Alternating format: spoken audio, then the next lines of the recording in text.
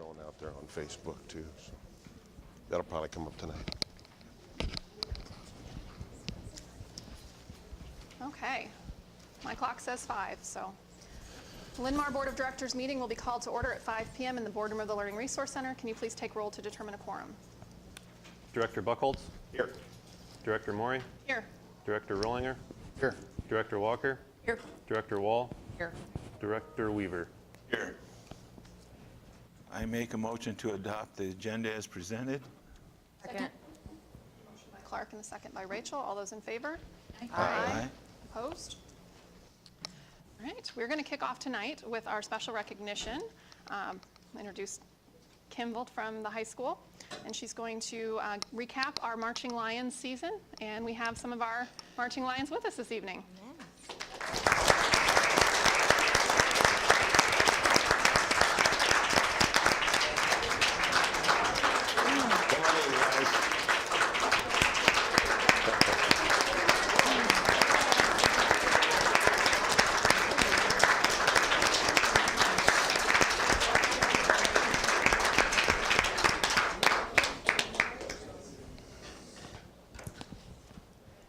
Thank you for the warm welcome.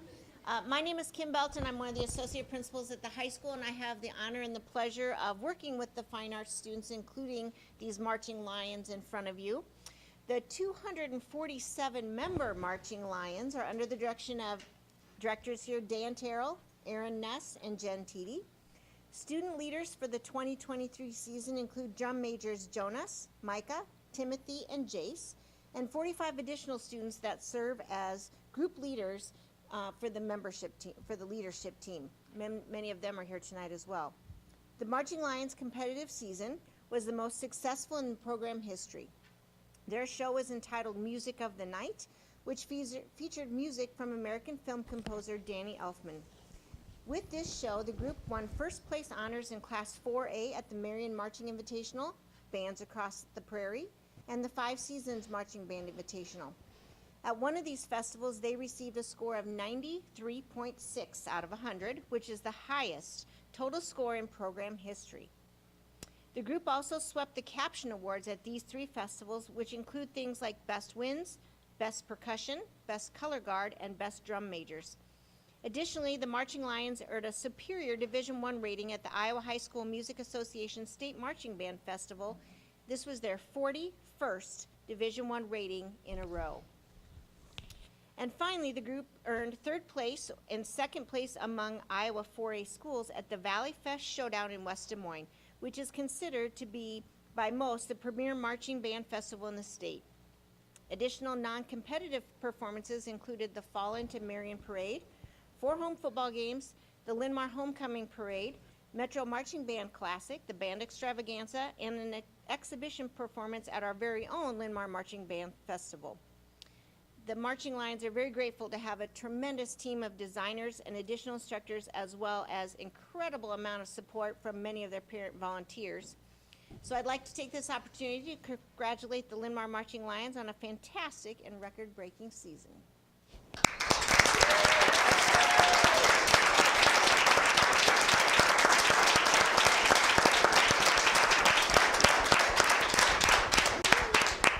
Thank you guys very much for being here tonight. Congratulations. Congratulations, you guys.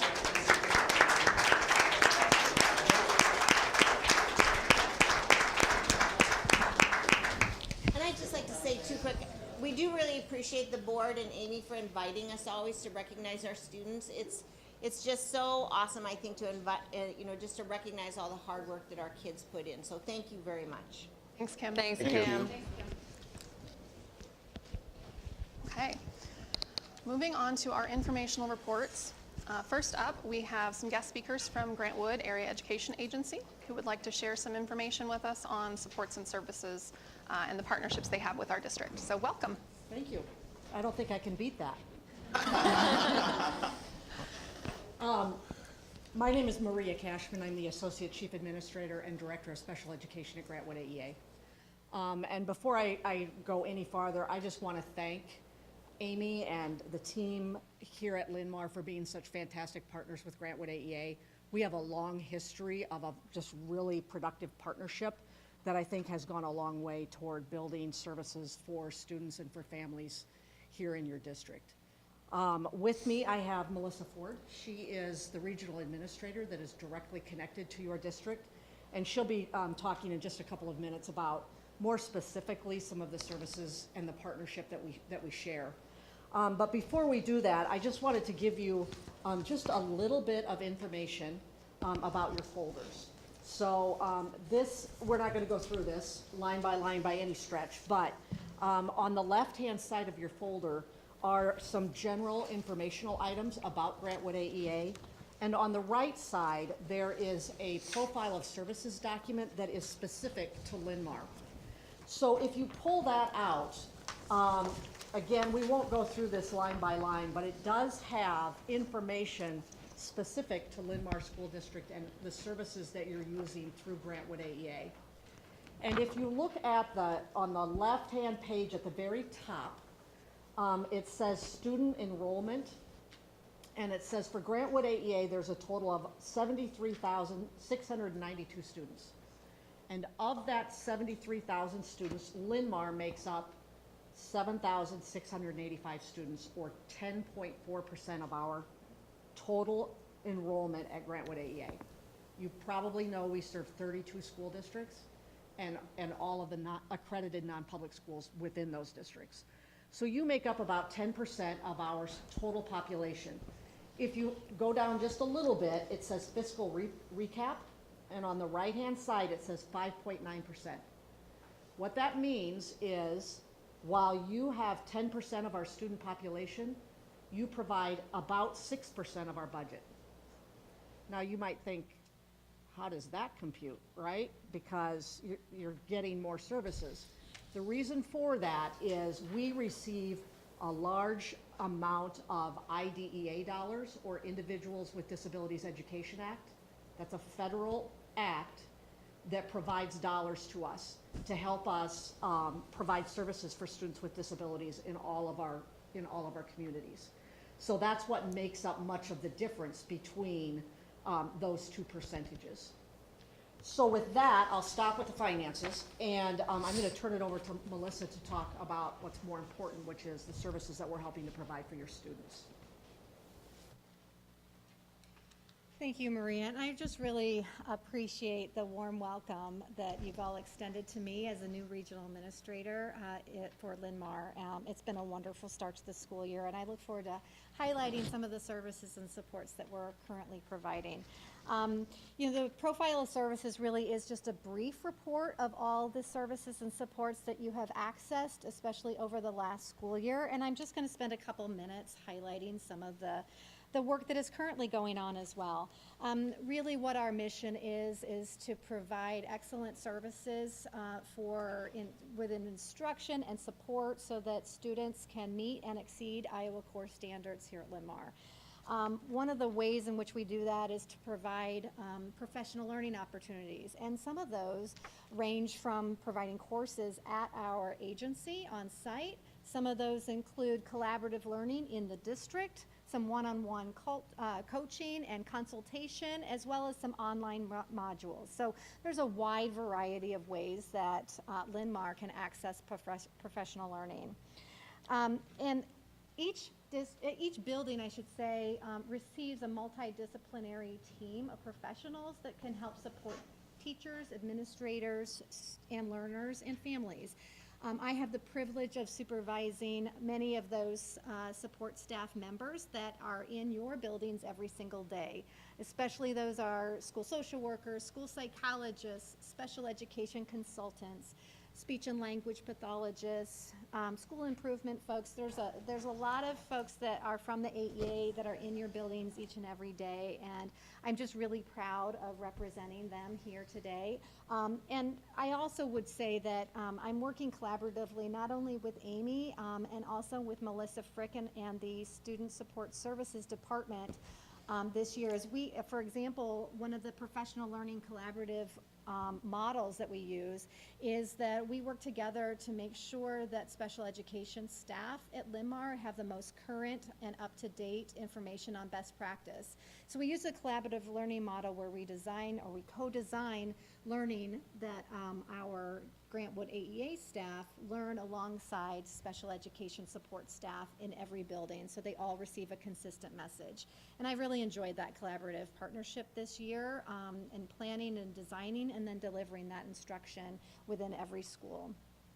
Some of the other things that I'm really in awe of is the district's approach to implementing a positive behavior and intervention support system, or a PBIS system, really to focus on a tier 1 or a universal and then intervention system to support students with positive behaviors each and every day. So we have a strong resource within our agency to provide support and learning on site and with meetings throughout. And Linn-Mar really does a phenomenal job of implementing PBIS framework in all of your schools. So again, some of the work that we'll do, or I will support this year with Student Support Services, is also in supporting the revision and review of the district's developed special ed delivery plan that's due every 5 years, and so yours is due this spring, so I'll likely be back here to support that endeavor as well. And we're working closely on that right now to look at that and develop a committee so that we take our time and do a great job so that we can make sure that all students of Linn-Mar really have exceptional instructional services. So these are just some of the things that I wanted to highlight tonight. I also will mention too, I am a lead to the social emotional behavior health support team. So you've also got expertise coming in for some challenging behaviors, as well as that more universal for all students PBIS framework. And we do that because we do know that some students really experience some challenges, and administrators and district teams really want to know how to best support learners. So we have professionals that come in and coach teams and work with teams on best practice. So these again are just some of the services and supports that Linn-Mar receives from the Grantwood AEA staff and myself, and I just really truly appreciate the opportunity to work with your district as well as the staff that I support that are coming in. And with that, I'll pass that back on to Maria for some closing remarks. Again, just thank you for having us. Thank you for being such great partners. Any questions or anything that we can answer? That when we go out to visit schools and we talk with teachers, they're very appreciative of the Grantwood support that can come in and help them meet the needs of their students. So I guess I want to say thank you back for being great partners and supporting our staff so that we can serve the students in our district in the ways that they need to be served and to help us meet those goals. So I just thank you right back. Thank you. Appreciate that. Very good. Thank you. Enjoy the rest of your meeting. Okay, next up, John has a financial review for us.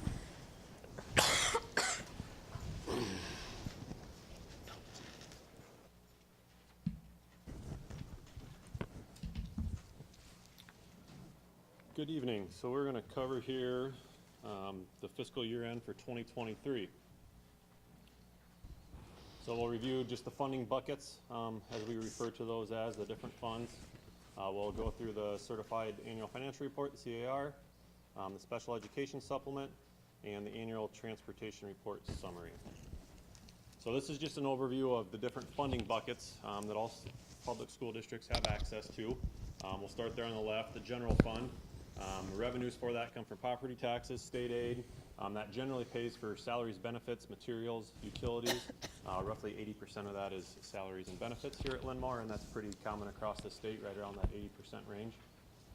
Next is the management fund. That also comes from property taxes. That pays for our liability and property insurance and any early retirement. The Pearl Fund, the Public Education Recreation Levy, that is pretty unique to Linn-Mar. There's only a handful of districts in the state that have that. And that is funded by property taxes. That pays for playgrounds and rec spaces. Most recently here, that paid for a portion of the new tennis courts here at Linn-Mar. The PEPL Fund, Physical Plant and Equipment Levy, that's funded by property taxes, and that's for building constructions, vehicles, and equipment over $500. Debt Service Fund, it's property taxes, or could also be transfers from a different capital project fund. and that's for our debt, principal, and interest payments.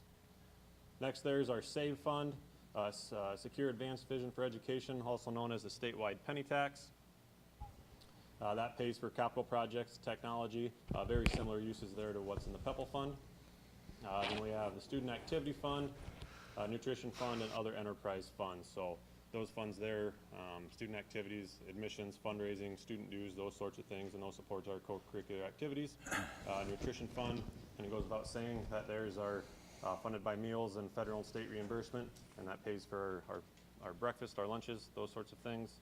Then the other enterprise funds here at Linn-Mar, we have two of them, Roar Store and then our aquatic center. And those are self-funded, and then the cost for those programs come out of those funds there. Just to note here, these numbers aren't audited yet. Auditors are still working, so these are unaudited numbers. So we'll work through the funds here in just a little bit more high level, but more detail than what we just went through there. So the revenues for the general fund, 56.3% of that comes from state aid, 30.5% comes from property tax, and 5% last year was from federal. That was really due to our ESSER funding that we still received last year, and then 8.3% from other sources, interest income, other things similar to that. So all in all, just under $100 million worth of revenue in the general fund. Expenditures, so salaries at 68.1%, benefits at 11.5%, so 79.6%, 80% from that was for salaries and benefits. Next thing there, purchase services, supplies and equipment, and then AA flow through. So that's money that comes from the state that literally flows through us and then to our AA who we just heard from. So if we take a look at an all funds expenditures, 55% of that is salaries, 9.2 benefits, so 65% of all of our expenditures are salaries and benefits. Purchase services comes in there next at 14.5, supplies and equipment, and then some other expenditures, and then 2.8 is that AA flow through. So if we look here a little more closely, just at the general fund revenues and expenditures between FY23 and FY22. So FY23 is what ended here June 30th, this past June 30th, and then the previous year before that. So just to break down here, I got a highlight down there as we look at this. In FY22, our expenditures were roughly $1.6 million more than our revenues. This last year, we were at $5.2 million in expenses more than revenues. So our revenues were only up 0.4% from the previous year, and our expenditures were up 3.9%. So our property, one too many clicks there.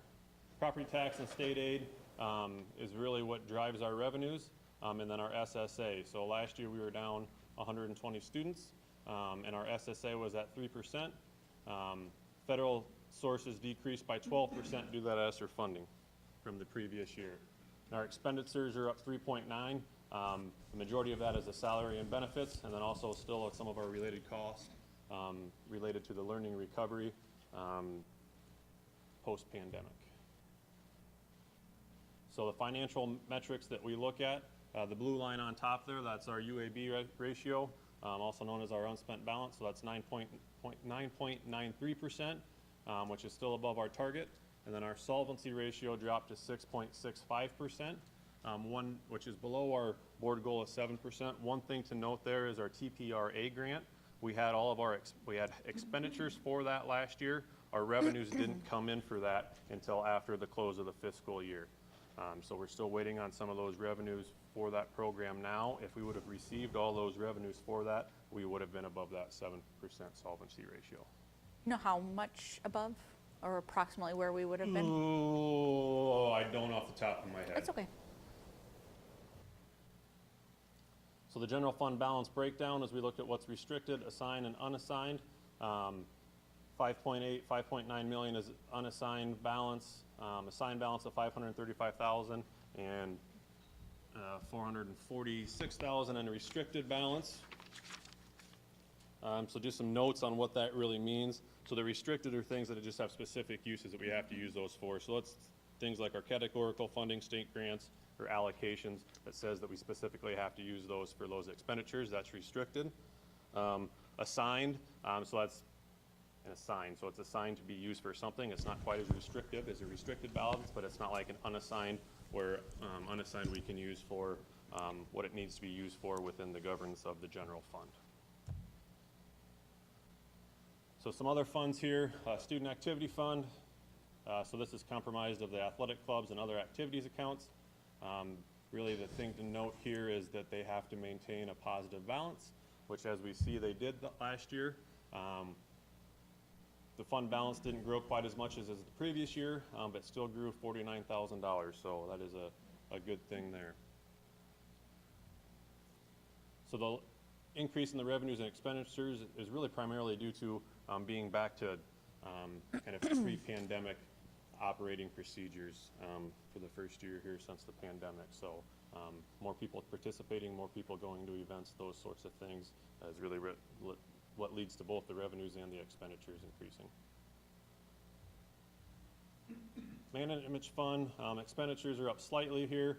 Property and casualty premiums were up over 13%.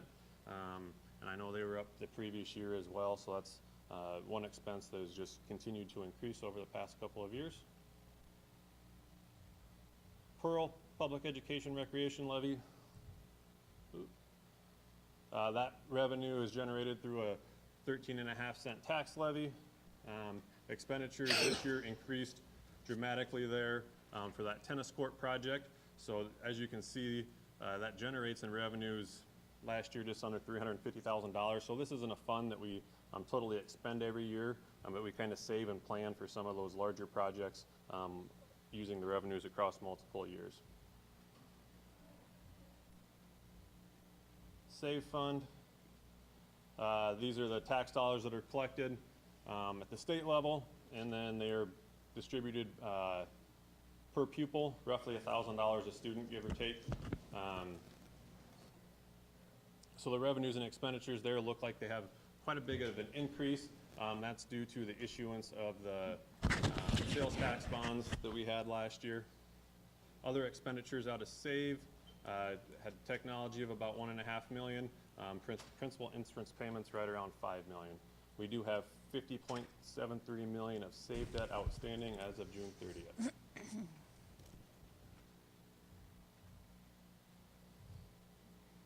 PEPL fund. PEPL is $1.67 tax levy. That's made up of $1.34 voted PEPL and a 33-cent board PEPL, or non-voted PEPL. As you can see there, total expenditures are down a little bit from the previous year, and our revenues are up. Now, we do have $2.4 million of PEPL debt outstanding as of June 30th, so 2 more years of that for that to be completely paid off. So other capital projects, so this is some bond revenue spending here. $25K of that went towards the tennis courts. The parking lot at Excelsior of $1.1 million. Some design fees for a few different projects there of about $500,000. Expenses related to issuing of bonds in $145,000.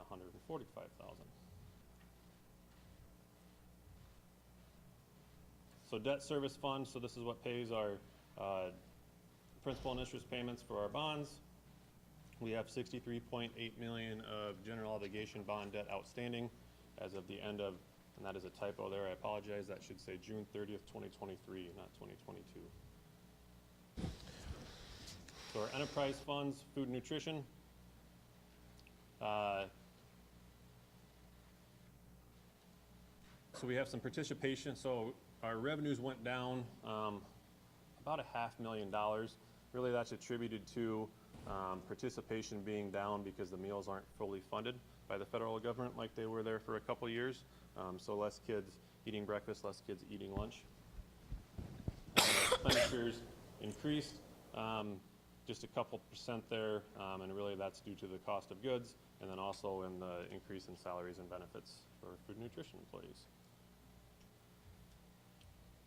Aquatic Center, good changes here, revenue up just under 5%. Expenditures are up 17%. The fees collected for those programs must support the programs that are offered, meaning we need to maintain a positive fund balance there. And we did that, and as you can see, our fund balance did grow just under $40,000 from the previous year. Rower Store. Enterprise fund maintains that positive balance. So our revenues are down last year, and so are our expenses. The positive thing to note there is we are still changing fund balances. Our fund balance did grow, so they are still successful in what they're doing with that program. SES, 2 board meetings ago, I believe we had this come through for the approval for our special education debt. That did grow from 4.1 million to just over 5 million from FY22 to FY23. And last here is the transportation summary data. So this is the average number of students transported, total miles traveled transporting the students, what our costs were to transport them, and the cost per mile, and then our average cost per pupil. So this is just all data that we report to the state every year in our transportation report.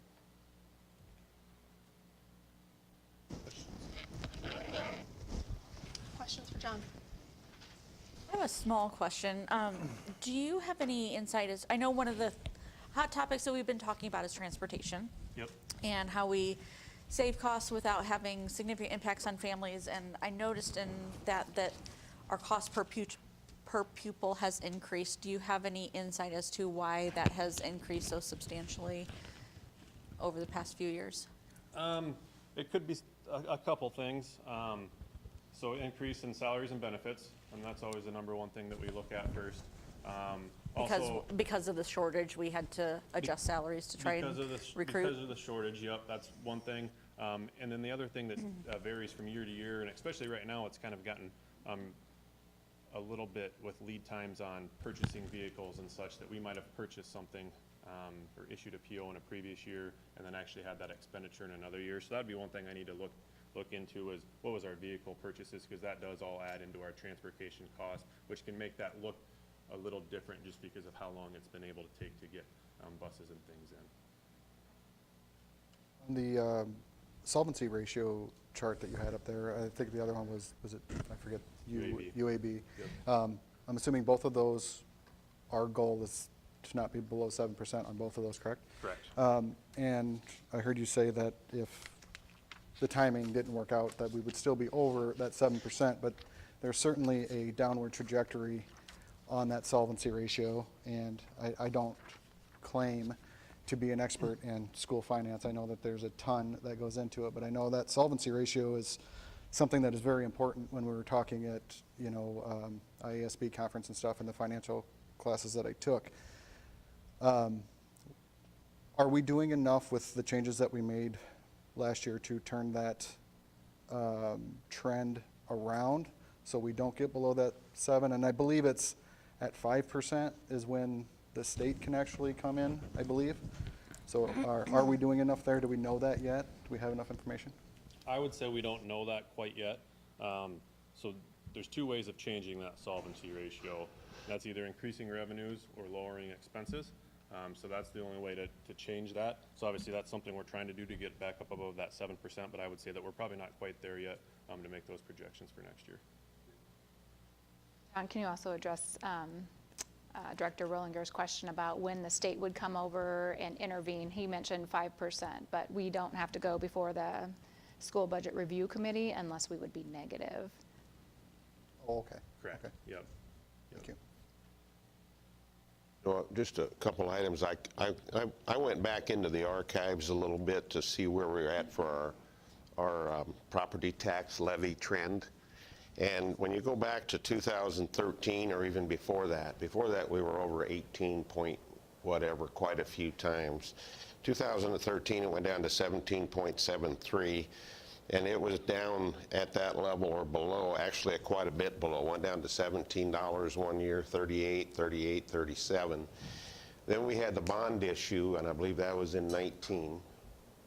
Then it jumped up to $2,000 or to $18. So the positive note was our goal was to pull that down as soon as we possibly could. And in 2022, proposed tax rate went to 17.87. So we followed through on our promise there. And then sales tax dollars are real effective in this too, or I guess, is that actually what you call save dollars? Correct, yep.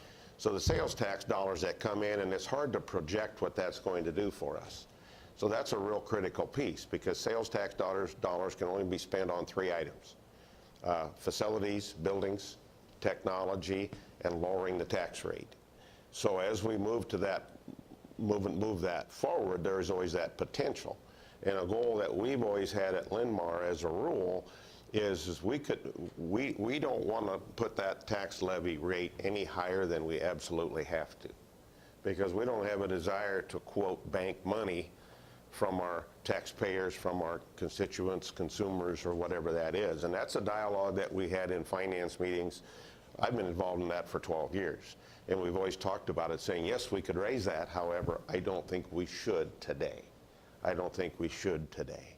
And so those are items that I think we need to keep an eye on. That, and you know, we don't have complete control of those dollars either, and that's what's a challenge.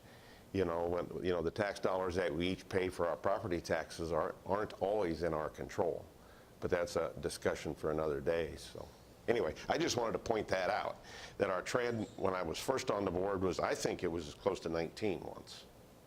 20. Yeah, so it was right 20, there. That was when we were Yeah. increasing by between 400 and 500 students a year through that stretch there. And that was a real challenge. So the sales tax rate saved us immensely. That was just a huge, huge thing for us. You know, so anytime you have a discussion about that, and we've brought that all the way down to $17 in 2015, that's huge. Now we've had to trickle up a little bit, and part of that's because of the growth factor that the state has given us, whether it's 3%, whether it's 1%. It has not kept up with inflation for a number of years, and that puts a lot of pressure on us as well. So that's just my comment. I think one of the takeaways that I'm getting out of this is that we just really need to continue to beat the drum about funding, because, you know, our special ed deficit makes up probably 95% of our overall deficit.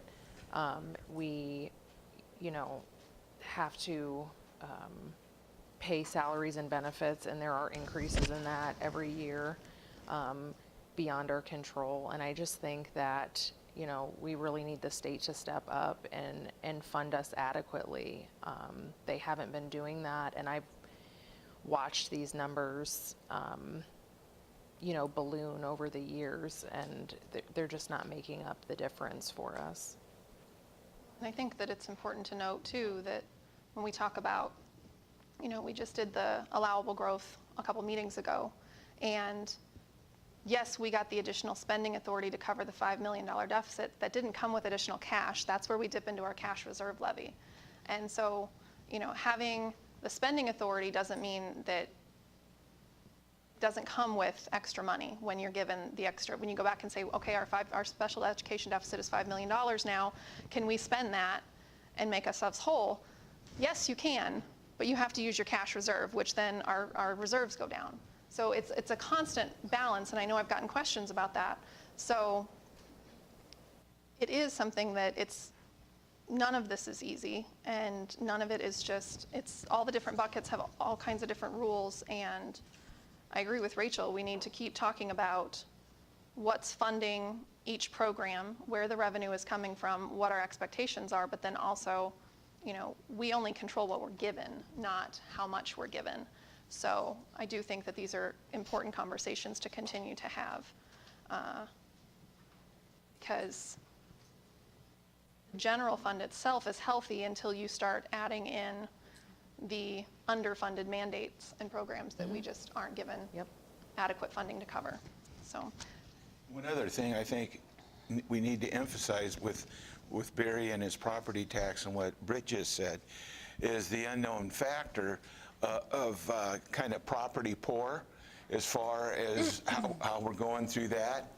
And I know as our district starts growing to the north, there's a lot of things that can be built on 13 and Tower Terrace Road, but as pointed out last week, our city council is going to put a moratorium on that, and that's kind of putting us between a rock and a hard place, because as soon as that stuff goes up, I remember the Medco president of previous years said, as soon as that is opened up, boom, it's just going to explode. Now you've got your TIF money, which means it's not going to come to Linn-Mar right away, but we've already got a lot of constituents complaining that there isn't a gas station north of Quickstar out on 13. Well, in that, it might sound silly, but hey, if, you know, that's commercial development that goes and helps us, and like Barry was saying about keeping those property tax. So I don't know how long the moratorium, I think it's going to go until 2024, but hopefully, I know that's going to help basically us in several different ways. Any additional comments for John? I'll just make a quick one. I think that chart's really important where we talk about the general fund financial metrics, both with UAB and solvency ratio. And both Dave and Shannon recognized last year what was happening and put forward the idea around going after $3 of $4 million worth of cuts over a 2-year period, and that we're needing to still come through that and continue to work on that to at least maintain, if not correct, where we've been here recently. So that's important as we move forward. Thanks, Jonathan. Thanks, John. John? Thank you, John. All right, next up, we had a visit to Oak Ridge. Anyone want to share thoughts? Well, I'll just make a quick comment that Travis and his leadership team at Oak Ridge does a tremendous job. I come out of those functions, and I'm not going to go into any detail, but I walk out of that after meeting kids, et cetera. It's just fun. You're just pumped up and you're ready to go. So it was wonderful. Good visit. I was really impressed with our student guides. It wasn't just, this is this hallway. It was, this is how the structure is of the different setups, and this is how we're divided into groups, and this is how it works in these classrooms. I mean, it was almost like they were part of the planning committee that set up how Oak Ridge was going to run. They understood why their classes were divided the way they were and why their teaching teams were set up the way they were, and they commented positively about how well it works. And so I just want to give a shout out to our student guides. As always, they are above and beyond prepared, and we should just hire them. Yeah, I'd like to piggyback on that too. One of the nice things about it is when we met with all the administrators and the cabinet and the board went through each principal in dealing with the strategic plan, and then we have a visitation after we discuss the strategic plan, and they can have more time to incorporate how they're doing things and how the teachers are going through that. And when you talk about teachers, the difference from last year to this year, I think, is that we're having a lot more contact with the teachers. And they're going to tell you exactly what they're thinking. And I think that has been a huge benefit as far as you can hear it from the administrator or you can hear it for the people that are in the classroom. And I think that's really important. And I have got to say something about the students, like Britt was saying. I'm not kidding. We had a gentleman that was extremely assertive. He knew exactly everything about that school. And there was questions towards the end of our visit that we said if anybody at Oak Ridge got ill that had to give tours, we were going to recommend him. So, Amy, you might want to be careful because this young man had all the answers for us and more and explained everything. And I think that tells us that all of our kids that volunteer for this, are always very positive, and they'll tell you what they think. And, you know, each school that we go to, it just keeps impressing me more and more on how acclimated the kids are to their teachers and how acclimated they are to the classroom. And we come away, so far, every building with such positive feelings that, and of course it's one of our favorite things to do, to be quite honest with you. But it was very well done, and I'm glad to see things are moving that way. One of the things that I appreciate about the board visits is that you typically get a good balance of, these are the great things about our district, and then these little glimpses of, this is something that we would really like to see happen. And I loved going into the orchestra rooms because Oak Ridge is a great example of, we're not quite there yet. The orchestra room and the band room can't quite fit all of the students in there. And so the orchestra has to practice in 2 separate times, and then they get to the concert, and that's the first time that they're all playing together. And I can't imagine that as a former band student. Like, I can't imagine for the first time playing with, as the all together, concert day. Like, it blows my mind that these kids are so resilient to be able to say, oh, we'll figure it out. And the teacher's like, I just teach twice as many classes and we just make it work. And just rolling with the punches, because yes, we have grown a lot, and yes, we have these amazing programs, and yet we don't have as much as we would like, but we make it work because our kids are important, and we want them to have the experiences that they deserve. And so if they deserve orchestra, and just because we don't have the right space or as much space as we'd like, doesn't mean that we're not going to offer that program. And so I love seeing the resilience of the students and the teachers to just be like, we just make this work and we just roll with it. And they just kind of joked around about how, and then if we ever happen to have any extra money floating around, they'd love to have a bigger orchestra room. So. Well, Our student what was guide interesting- mapped it out Yeah. through the Oh, windows. yes. He goes, well, you Yeah. could do this. He has it all planned out. He has a plan for perfect. everything. Yeah. Facility 2 or planning 3 of us committee. looked out the window and said, okay, this can fit right here. You know, it matches the wall to the orchestra room, and we're always looking, but it fits. The space is there outside because it's all grass area, and that was a lot of fun. If you heard this teacher, we make what do, and then I watched as Britt walked around the corner and looked out the windows, and she was trying to, I think, yeah, we could do boom, boom, boom, boom. It wouldn't be too much trouble, and it would fit. So, you know, that Just was add one it to of the the good list things. of things that we dream add about it to the someday. list that people want. I'll just say quickly, I think Melissa was reading my note cards. It's exactly what I was going to point out as well.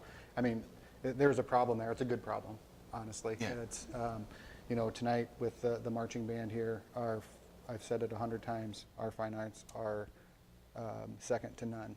And it shows with the amount of students signing up for those things.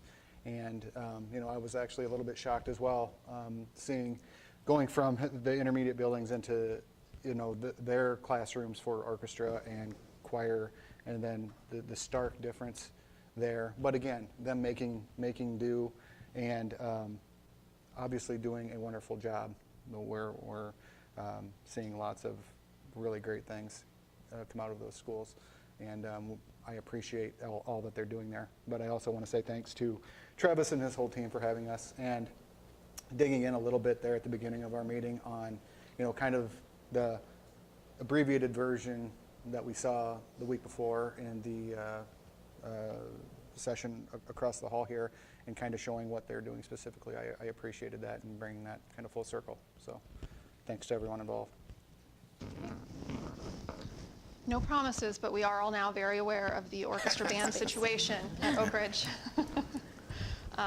So next up, Marion Chamber of Commerce annual meeting. Clark and I were able to attend, and we didn't know till we got there that Amy was going to be a panelist, but she was, and she did a great job. It was a panelist of Marion business leaders, and she was introduced as the largest employer in Marion. So that's Way to us. go. 1,200 strong. If you didn't know that, you do now. But so I just want to, it was a great update on just the work of the chamber has done over the last year and the progress that Marion has made. It's always fun to go and hear those stories. But the panel discussion about the challenges that are facing all of our businesses, everything from infrastructure, and they talked about supply and demand is still an issue, people is still an issue. I just want to commend Amy. She did a really nice job of representing our district on the panel. So it was really nice. It was out at the event center on County Home Road, which I had not been to yet. So that was a change from the Marriott, but it was very nice and Well attended. Well attended. Yeah, It was full. I enjoyed it. Yeah, it's just one of those things that they held it out there because there's so many more people involved in the mayor and the chamber's commerce meeting, and I mean the thing was packed, and to get up there with people that are used to being in the chamber, and here's Amy in the middle, and it's one of those things that until you've done something like that, you just don't know how it's going to go.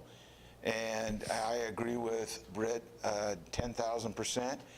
Amy did a fantastic job representing our district, representing our students, and representing our staff. And we had a lot of questions afterwards at our table on how things are going. We met one lady that just moved from the state of Washington, and how impressed that she was with how things were going. And we had an Air Force lieutenant colonel that moved back, and he had been all over the nation and the world, and hearing his comments about the city of Marion, and the only thing negative maybe is that we're growing too fast in the city of Marion. We're over 41,000 people now, and still growing. I talked to a realtor, and there's plans of at least 2,000 homes being built, family homes, not so. That kind of says it all. So it was interesting to go to that and see how well everybody's getting along and trying to push the city. And of course, we have the mayor that won the state mayor award this year, so that helps. And the fact that he's a Linn-Mar grad makes it even better. Anything you want to add? Just remember, Clark, 30% of the students in our district come from Cedar Rapids and the Robin area, so just keep that in mind too. So we're not 100% Marion. Yeah, but that's true. So, Amy, But, sorry. but like you said, 30% are coming over here, so that says something right there. They're not going someplace else, they're coming here. I would just say I was honored to be a panelist that evening. Like Britt said, there were 6 of us there, 5 other business people, and just felt very welcomed by the community to have been selected to be part of that. And they did a nice job of supplying the questions ahead of time, so that they gave us some think time anyway. But yeah, it was a fun night. Next up, I went to the DEI committee meeting last week, and it was my first one, so it was really interesting to actually get to see the committee I've heard so much about in action. So they talked about, they were going over their bylaws and making amendments that they'll recommend to the full committee at the next meeting. It was just updating some language, referencing where certain things come out of the state code, things like that. Then they talked about how the application for members for the committee is always open, and it's on the website, so if there are people that are interested, that's always on the website for the DEI committee. And they are seeking additional student members for the committee. They have one right now, and he was great, joining in on the conversation that the committee was having. But one one thing that got brought up, and maybe students aren't as aware, but it does count for CORDS hours if they volunteer to be part of the committee. So I thought that was a really nice way to bring, student service and involving the students in the district, was to, give them that reciprocation of awards and recognition. The committee did spend some time reviewing the district calendar. So I know the calendar committee is working on putting together calendar recommendations for the next 2 academic years. So the district will have, a little bit more planning time instead of just 1 year at a time. So the committee was asked to just kind of review and make recommendations on any changes that they thought might be good for the calendar. So they have time to get that feedback back to Nathan, who will then take it back to the calendar committee, and then eventually it'll come to us. And then they broke into some subgroup discussions. They have their 3 areas that are part of their plan. And so they broke into 3 groups to talk about. One was restorative conversations and practice, one was building culture of belonging and respect, and the third was strengthening community relations. I sat in on the group that was building culture of belonging and respect, and we talked about, at least I think that's the one I sat in on. I took lots of notes.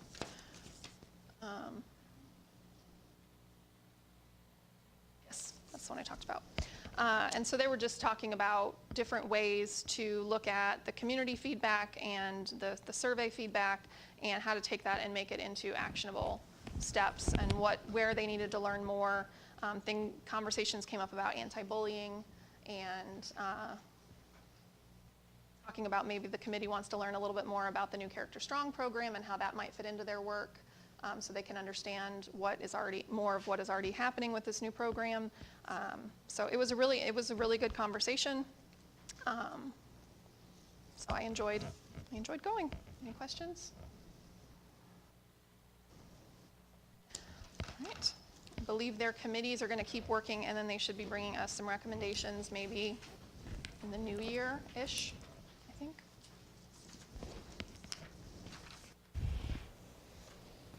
All right, next up is Policy Committee. So we met, when was that, last week? Last Wednesday. Last Wednesday.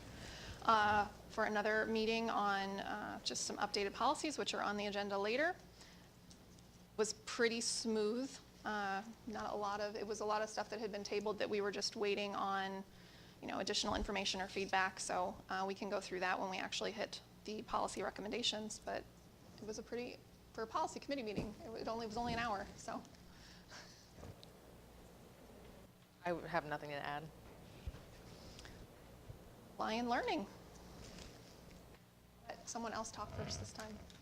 Go, and you guys can jump in if that's okay. So we held our Lion Learning session last Wednesday night from 6 to 7 o'clock. And we talked about the strategic plan, and Clark and Britt and Barry helped that night share just different components. So we actually provided a bit of a history about the previous strategic plan, and then the work that had been done since last October. So almost a full year has now, well, actually it has, a full year's transpired since the board decided to bring together, utilize a vendor, and start down the strategic planning process again. So Britt really highlighted the work that happened during that time and shared the 5 big goal areas. And then each of us took one of the priorities and dug deep with not only that overarching language, but also the key performance indicators, and then the short-term goals that we set for this school year, as well as the goals that we set for 5 years out. And we are working right now to get that into video format. So if you're interested and you couldn't attend that evening, you should be able to see components of it online soon. It was online as well that night. Nope, it was not that No. night. You were just taping it. Yep, Kevin was taping that night. Yep. Yeah. I thought we had good questions afterwards, good conversation with community members that did come. So thank them for that. I don't really have anything else to add. No, it's just usually when we start something like this, the first one, sometimes the turnout isn't great, but I think as it gets out within the public, I think they grow when we have those sessions. And so looking forward to seeing how it progresses. And what we can tell the public and what they can give their impressions. So I think that's good. Next, Matt has an update on Marion City Council. Clark took half of my report, but I'm going to say it anyway. The first part that has anything to do with us is the rezoning that we talked about previously, south of Fernald Road, east of Bluegrass. They had their second reading on that, and that did pass. And then also they had a public hearing on the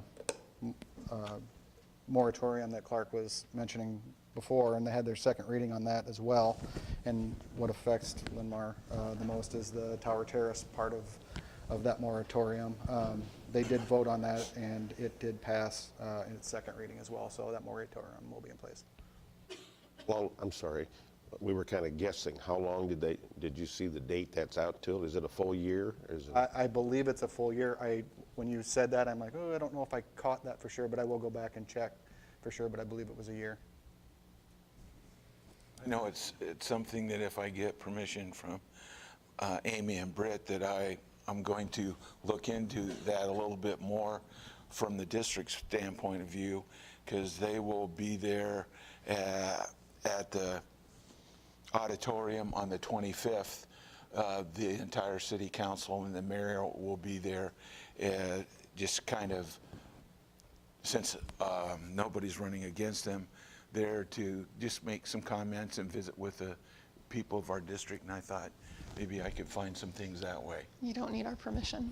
You can have any conversation you want with I don't your want to do elected anything officials. that's going to hurt the district. No, you don't need our permission. So, great. Your update?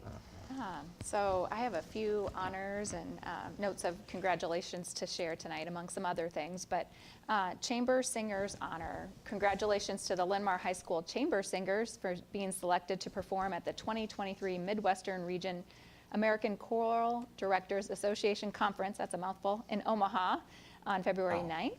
They are one of 15 choirs selected to during the conference.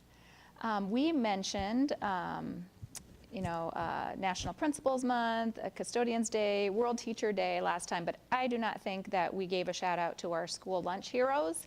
So National School Lunch Week was October 9th through 13th. I want to recognize all of our fabulous nutrition services folks for their hard work in ensuring that our students are fed nutritional breakfast and lunch every day. Thespian honors. Congratulations to Thespian Troop 680 for a successful presentation of Murder in the Wings. Students did a great job presenting this mystery comedy.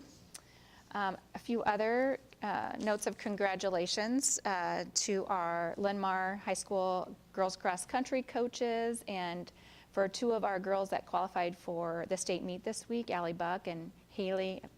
Apologize, Haley, if I'm not saying your last name right. Kozlowski.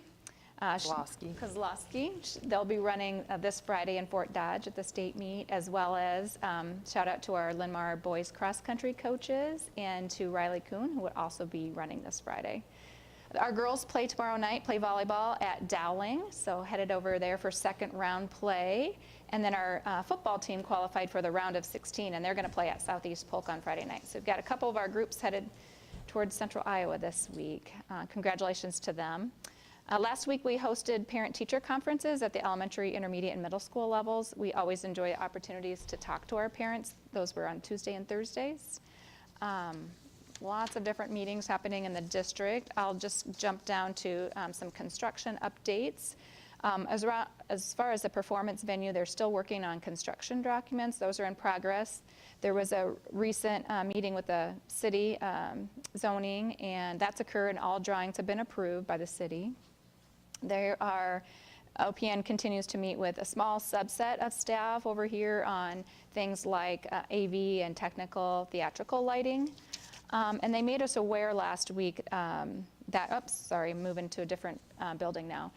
Moving on to the new administration building, Phase 2 steel has started. Phase 1 window and roof blocking has started. The east parking paving, lot paving has been complete, including the cuts. Light pole bases are poured and conduits in the ground. Sanitary and storm are complete. like we've been hearing with our performance venue project, they did notify us last week that the switchboard has a very long lead time right now. It's been ordered. They're trying to make concessions, though, as we work through that. Hopefully, we'll get it in before they're thinking right now. But right now, they believe that our substantial completion date will have to be pushed back to late September or potentially early October. So hopefully, we can get it in sooner, but that is a note that they brought forward to the district last week. And we end our first quarter Wednesday. I can't believe it's almost, we're almost through the first quarter of the school year. And then on Thursday, we'll have professional development, and Friday we have half the day as professional development and half the day as a teacher workday. Questions for Amy? All right. Next up, last board meeting, we had a work session following our regular meeting, and it was what I affectionately call speed dataing. We each round robined with our principals, and I just thought we'd see how it went and what your thoughts were on that experience. I'll say I really appreciated that time. It was great to see, the differences from building to building and from, elementary to intermediate, how things are different. And that it almost seems that it's becoming more individualized. I mean, it's not person to person, but it's certainly building specific on the area of focus that they chose. I appreciated seeing that and they explained really well why and how they're doing those things. So I, again, appreciate all the time that they put into that. And then, again, it was nice to see with Travis then after that to see how they're actually implementing that. So I look forward to the other building visits to see that as well. I really appreciated the strategic alignment. I think, Amy, when you interviewed, one of the things that you talked about was that it's got to go from the top down, from the strategic plan to the building plan to the individual. And this was a great way for us to be able to see that in action and how each individual building is taking elements of the strategic plan and how they're applying those, and specific action plans that they're putting in place to accomplish their piece of the strategic plan, and not just one piece, but what are they going to be doing around culture? What are they going to be doing around learning? What are they going to be doing around each individual section? And so that was really great to be able to see all the different aspects for each building, and that they all have something that they're working on, and what one school might be doing really well in on their data, another school is struggling, and so they're utilizing each other for support in those areas. So I love seeing that cross-section and the alignment up into the strategic plan. So my data brain was really happy that day. I think it just proved to me how I don't want to say blessed we are to have the group of principals we have, from every building all the way through the system. It's just fun to talk to them, because we all talk to them regularly in their schools and stuff, but we don't have the one-on-ones like that. So it was kind of intriguing. So.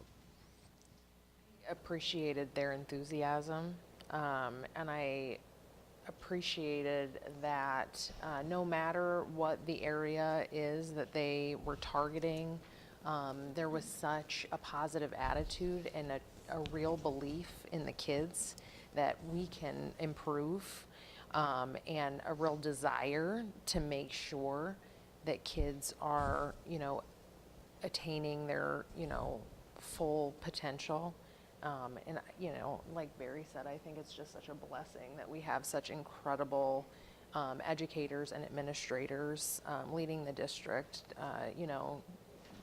Anytime you hear the special recognitions, you can just see all the amazing things that are happening in the district, and, that night was no different.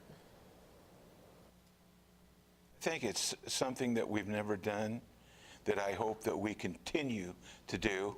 I know we're going to have a follow-up, but when you got all those administrators and then all the board and some of the cabinet members, you just don't know what to expect, but by the end of it, It's nice to see that one, they believe in our strategic plan. Two, they're incorporating what we hope they do into the teachers, into the classroom, and to hear them that, hey, the teachers are buying that, the students are getting a benefit from that, but it is something that we have done for the first time ever, and I think we should continue to do that. That, hey, principals, now you're going to come and talk to all the board members and others, explaining how you're incorporating what we voted on into the process of classrooms for our students. So that's what I liked about it. Well, I have to give credit to Council Bluffs because I went to a session where they presented on their strategic plan and they kept talking about this speed dataing thing. And they just talked so positively about, you know, our building set goals and the board needs to hear what those goals are. But they only did it at the end of the year. And I thought, well, we always hear about how at the beginning of the year, our buildings are setting their yearly goals and they're setting so what if we hear at the beginning of the year what their goals are and what their plan is, and then we come back at the end of the year and how'd it go? And so, yeah, the idea is that at the end of the year, after all the assessment results are in, that we'll do it again. So I thought it was really great to spend 5 minutes with each principal and get to see the strategic plan in action and applied to each building's target areas. And it's interesting to hear all in one setting the differences between the buildings, and because you can make some assumptions that, you know, everyone's going to be focused on their low SES or their minority populations, or you go to one building, they're like, well, our minority populations are all proficient, so we're focusing on special education. Or so it's just understanding the different demographics that are served by each building, which makes each building unique. So they all have the same goals, they all are incorporating the same programs, but doing it in a way that meets the needs of their specific students. And I just think that it was really nice to hear about all of that. So thank you to everyone who was involved, especially our principals who came and spent the evening with us. I think that was a great way to celebrate them in Principal Month, was to make them come and do a big presentation. Not sure they would agree, but They were all smiles the whole time. So. they were. All right, so thank you all for that. All right, moving on to unfinished business. I'd like to make a motion to approve the certified annual financial report for the fiscal year 2022-2023 as presented in Exhibit 501.1. Second. Motion by Clark and a second by Melissa. Any discussion? All those in favor? Aye. Opposed? Right, now we are going to get an update on the Safe Routes to Schools plan from Bob.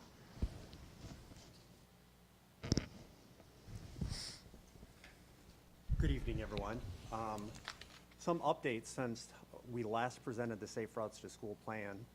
I'm joined by Hillary Hirschner again from the Corridor MPO for support, or if there's any questions you would like to direct her way during this short presentation, that would be great.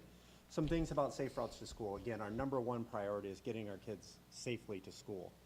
With some of the busing changes that we've had with our elementary students outside a radius of 2 miles, our high school students outside a radius of 3 miles, this has kind of been propelled to the forefront for us as far as thinking about ways that we can promote active transportation, lessen the lines in our pickup and drop off, help our environment, and basically promote active ways to get to and from school. The major differences, and you can chime in, Hillary, anytime you would like, between the draft form and the final plan that was submitted as far as an exhibit are some of the timelines that are stretched.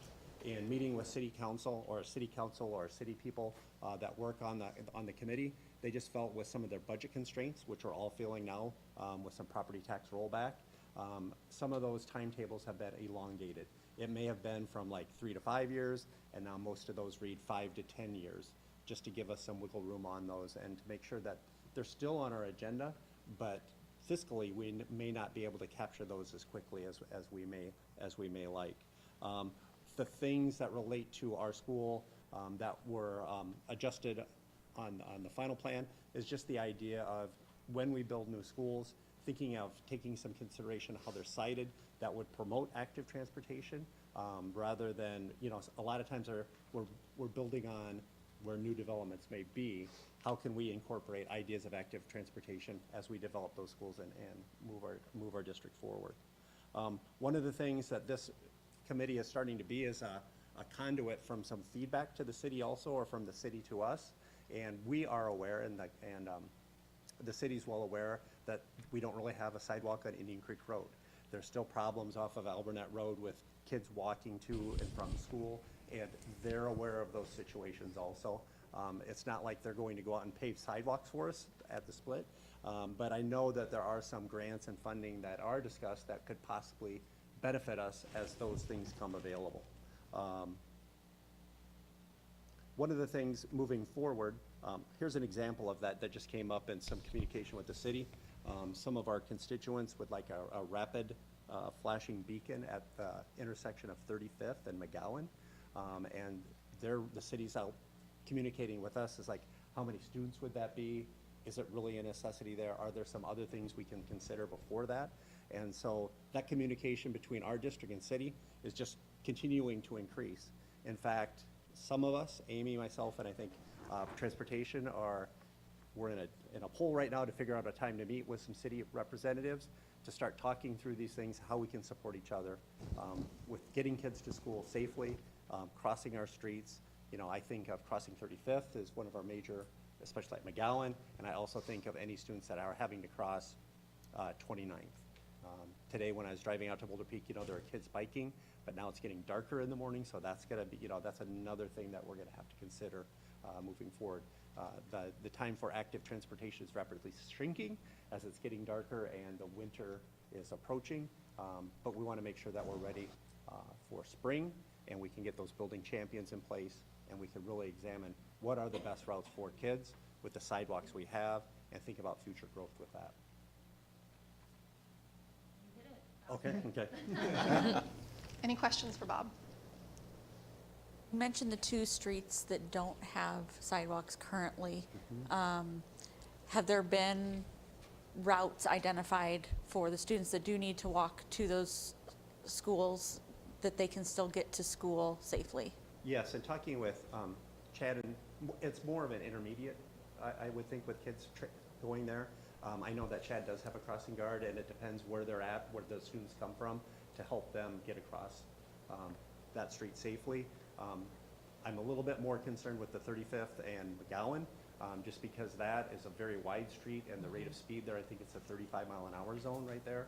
So that's something that we will keep looking at and addressing, and hopefully we can find a good solution. I'm more for like getting a walking school bus with kids en masse, where we have a guard, it can cross. I think that prevents, I don't know, sometimes those rapid flashing beacons are ignored at times, and I just want to make sure our kids are as safe as they can be crossing that street. And Bob, they did actually pass at the last city council meeting that they were going to reduce the speed there from 35 to 30. So it sounds like they are listening. And if you delve deeper into the Safe Routes Plan, there's a lot of things that can help mitigate speed, trees, visuals, and things of that nature. So again, that's a 5 to 10 year implementation for those things. What are the other emergent things that you think are the most important things that we as a district have the ability to address until the city comes through with sidewalks and trees and all the things that we don't really have control over? Are there more immediate plans for things that we might be implementing over the next 1 to 5 years to help to ensure that our kids that we've now said, now you do need to walk to school, what are the things that we've got in place, or what's the planning process for those things over these next few years? I think it's just harnessing the power of our community and our teachers.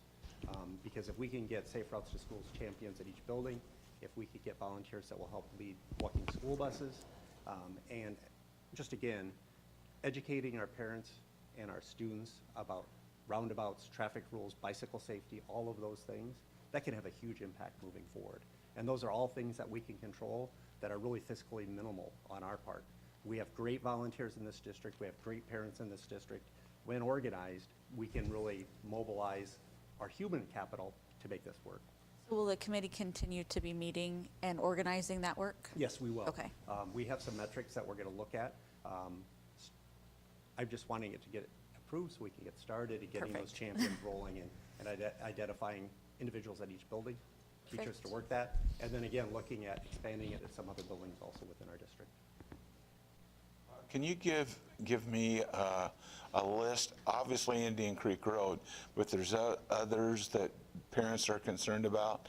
Because now I got something else that I'm going to ask on the 25th, you know, the city council, because that shouldn't be a Linn-Mar cost, that should be a city cost. Yeah, we're aware of Indian Creek Road and Albert Road, and as these developments grow, sometimes it just takes a while for that house to be built there, for that sidewalk to connect, and that's problematic. But the more we grow, we'll see more of that, where at times the sidewalks won't connect, and we'll have to think of alternate ways to get kids there that are the safest. City have a, Indian Creek specifically, does the city have a plan? Because that one, I mean, yeah, they're building houses along Tower Terrace off of Indian Creek in Winslow, but Indian Creek itself is pretty built, and yet there's still no sidewalk. I really think the big deal has to do with the landowners, because the city's not just going to put sidewalks in. I'm sure that has to be a discussion if there's definitely going to be land or homes built there, but it's all up to the developer because it's always a shared cost, right?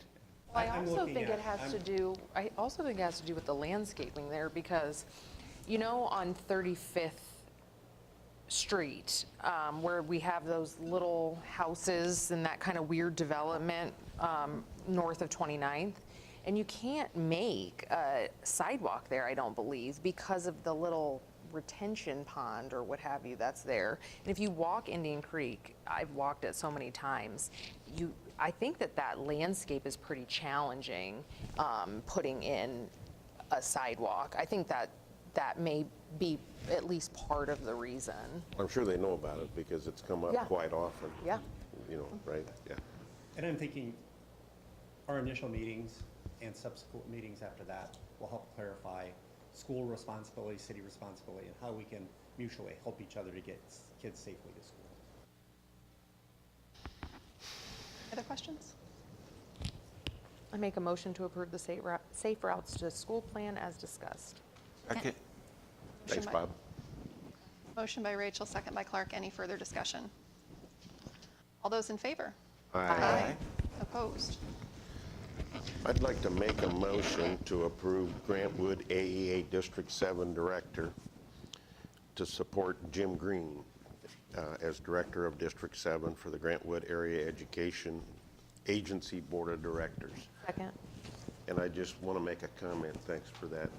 Jim Green and his wife are friends of ours, and they're also friends of the district. I think Jim served on our board for 16 years, I believe, before he went to this role. So we're happy to have him there, proud of him, and hope he keeps doing what he's doing, yeah.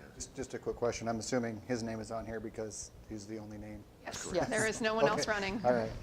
Yeah, Just wanted to clarify. In all sincerity, he was ready to retire, and they talked him into staying on for another couple of years, so.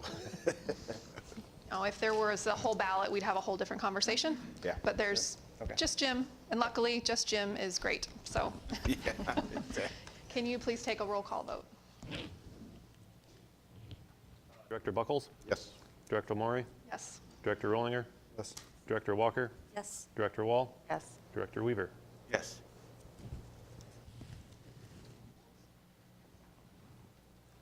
Make a Set motion.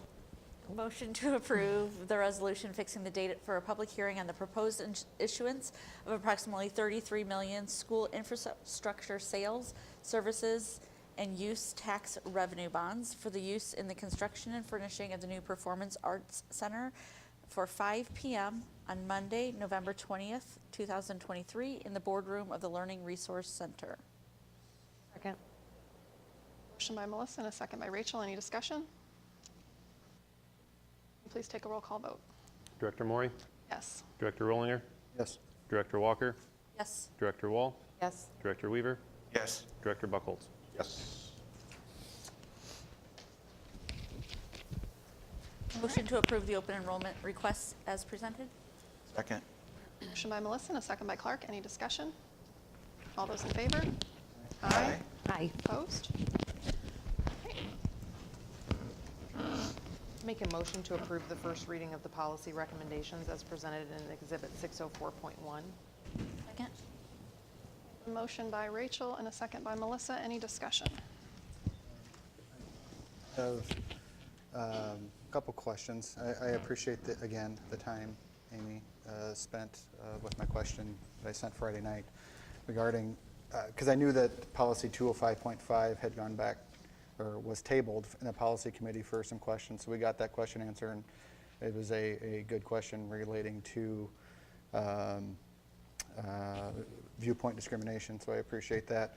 I did, after that conversation, or I guess back and forth today, sent IASB some questions regarding this policy because I find it very vague in some spots, and I really want some clarification, and maybe some of the policy committee can address those. You know, there's certain parts in here,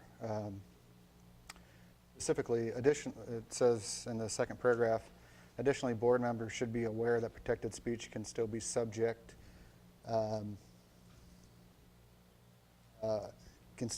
individuals to legal liability. I'd like some clarification on that because it doesn't really make sense. If it's protected speech, how can you be held liable for it? So I just asked for some clarification on that and some examples as it pertains to this policy. Would be Well, it's something like, you know, defamatory comments towards somebody. Libel.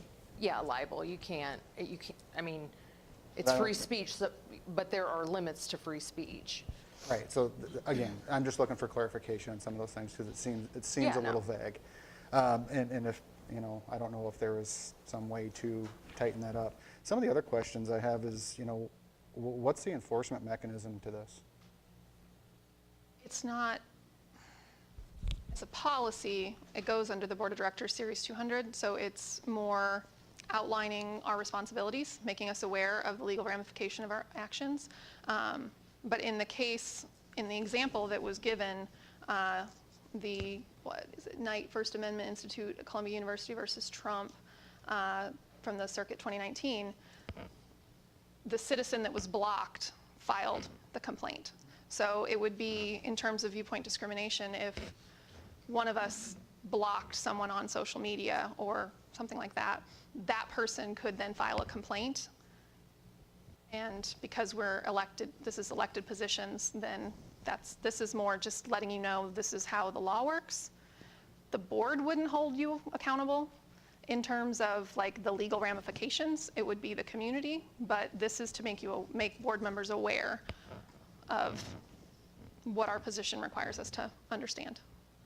We don't necessarily have the ability to like kick somebody off of the board if they're doing something that's breaking a policy, but we're saying as the policy, these are the things that we are expecting our board to I think follow. it's good transparency for both board members and the Is community. that fair to say? Yeah. Oh, and I think as Similar to our handbook, but this is we're making this into a specific policy. yeah, and I believe that, you know, it's a new policy based on the increase in the use of social media and just making sure that board members, as other elected officials, are aware that there are rules and responsibilities to elected positions. And another reason I have concern, and I'm not saying I'm against this, I just need clarification for what it does and doesn't do. So the part of the conversation came up on what is a personal page, what is a board page type of thing. We need to be careful here, I think, when we're talking about, you know, First Amendment activity, on where that line is, and it would be nice to see that defined on what is and what isn't. I think some of the information we got back this morning kind of lays that out a little bit, but it's not reflected in this policy on what is and what isn't a personal page and what is a quote-unquote board page, a government page. So I think, again, this could, in my opinion, could be tightened up a lot to more define what this policy does. Again, just my opinion, and I'm waiting to hear back from IASB on some of those questions, and I think that may help answer. I think it does address that a little bit. If using social media to discuss district-related matters, board members should be aware that they may be prohibited from blocking individual communications and posters based upon the content of their posts. I mean, you know, it's just, again, you know, we can't write policy for like every single possibility, but, you know, I think that spells it out pretty generally. I think that the importance of keeping it general, I hear what you're saying, and that it would be nice to be able to define that, but I think what's challenging is that there might be times where, I'm going to pick on you, Barry, but not that Barry would do this, but Barry could get on a personal Facebook page and start saying something about, this is what I think about Linn-Mar School District, and this is what I think about this and the other, and because he's a school board member, the assumption is he's speaking as a school board member, even if he's not saying those things on his school board page. And so I think it has to be purposefully vague enough to be able to encompass all of the potential circumstances in which it might fall under. Because it isn't necessarily just about whether or not you're saying something on your personal page or your Facebook page. If you're saying something that's, anything that you say as a board member has the potential for these consequences, is basically what it's saying.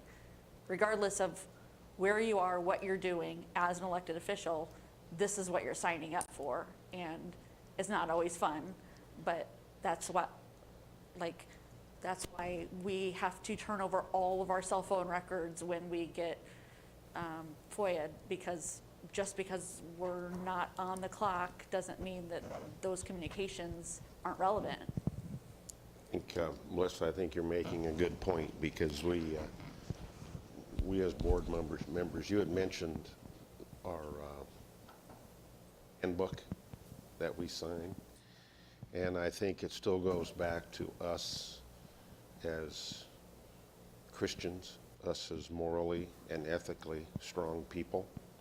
And when we signed that book, we all said that we would hold the honor of our position as the Linn-Mar Community School Board.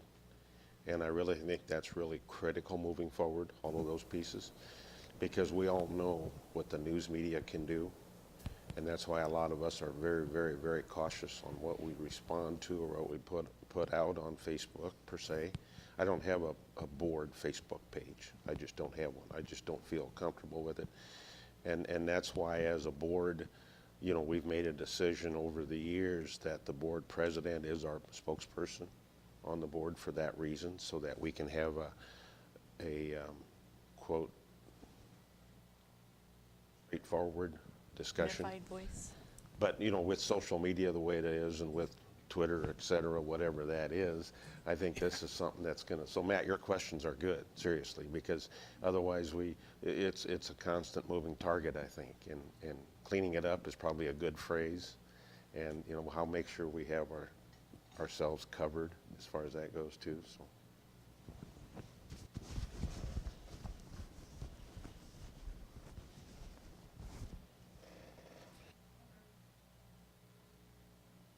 Do you have specific suggestions, or? No, I'm not opposed necessarily to the policy. I just have questions that, of that vagueness, if it should be maybe tightened up a little bit, like I was saying. Right, but can you, like, if we were going to tighten it up, what does that look like? Well, again, I guess when I get the question answered to some examples to, and I think you may have already given some as far as the protected speech that can still cause individuals legal liability. I would like some examples from some legal counsel there on what does that really mean, because it just doesn't sound right. Protected speech, putting yourself in legal liability. But there are constitutional limits to free speech, like you can't yell fire in a crowded hall kind of The thing. difference, protected speech versus free speech, is it Yeah. the language of saying protected speech? versus free speech? And can I say this too? I think there's two things. So there's one part which is if you use your personal Facebook page for substantial board communication, then you could be subject to rules around viewpoint discrimination. That's one thing. And then there's the other, which is either on your personal page or your school board page, you could be subject to, or you are subject to libel laws, defamation laws, that kind of thing. So, the policy kind of addresses like two things. One of which is, yes, you have a right to free speech, but there are limits on free speech, and that's true of anybody in this room. And then also, as board members specifically, the communication that you utilize on social media can subject you to certain additional rules. So I think the policy addresses those two things. I don't necessarily disagree. I think one thing that this is definitely tied to it, but maybe not directly, that explanation that we got as far as how much of a Facebook page is used for board business makes that a board page. So when you're on that page, I think that crosses into some other things that maybe we need to have a separate discussion because it doesn't technically apply to this policy, but I think it probably is the same across that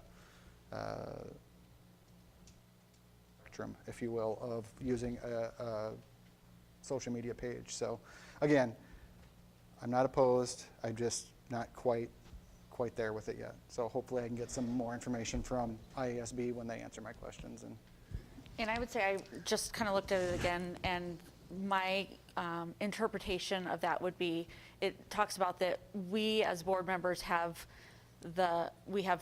legal freedom of speech, and therefore our protection is in the protection of the law of freedom of speech. So it's not that we have protected speech, it's that we have a protection of the protection of freedom of speech, if that makes sense.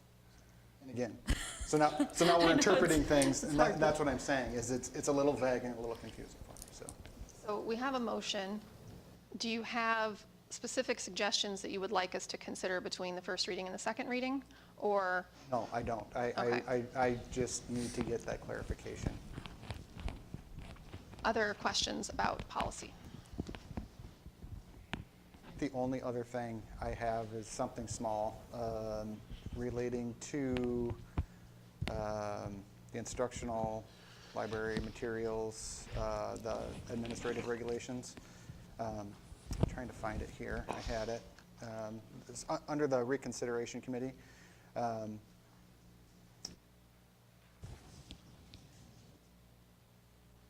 On the makeup of the committee, it says the community members will be chosen by the superintendent, I believe.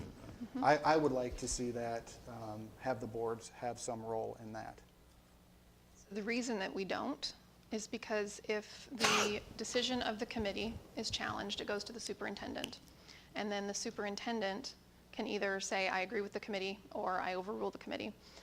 But if the superintendent agrees with the committee, and then that is, again, challenged, it comes to us. If we have a role in picking the people on the committee, then it could be argued that we would have a bias in their decision. But if we are not at all involved, then if it ever gets to us, there's no bias because we didn't have any role in the process up until that point. It's kind of the same reason we don't get involved in student discipline or staff, because if it ever gets to the board, we can't have prior knowledge. It would be a conflict of interest. So that's why it's the superintendent who makes that decision and not the board. That makes perfect sense. Appreciate it. Any other questions about any of the policies being presented tonight? Right. So I have a motion by Rachel and a second by Melissa. All those in favor? Aye. Aye. Opposed? Can I ask why, if you said you're good, why you're still voting no? As I explained, I want that clarification from legal counsel, and I think it will be coming. I asked the questions today, I don't have it back. Next up, early separation discussion. So we've talked about it in finance audit and a little bit with Carla when she gave her HR update. The recommendation coming from finance audit and from leadership is to open the window for staff to apply for early separation so that we know how many might be interested.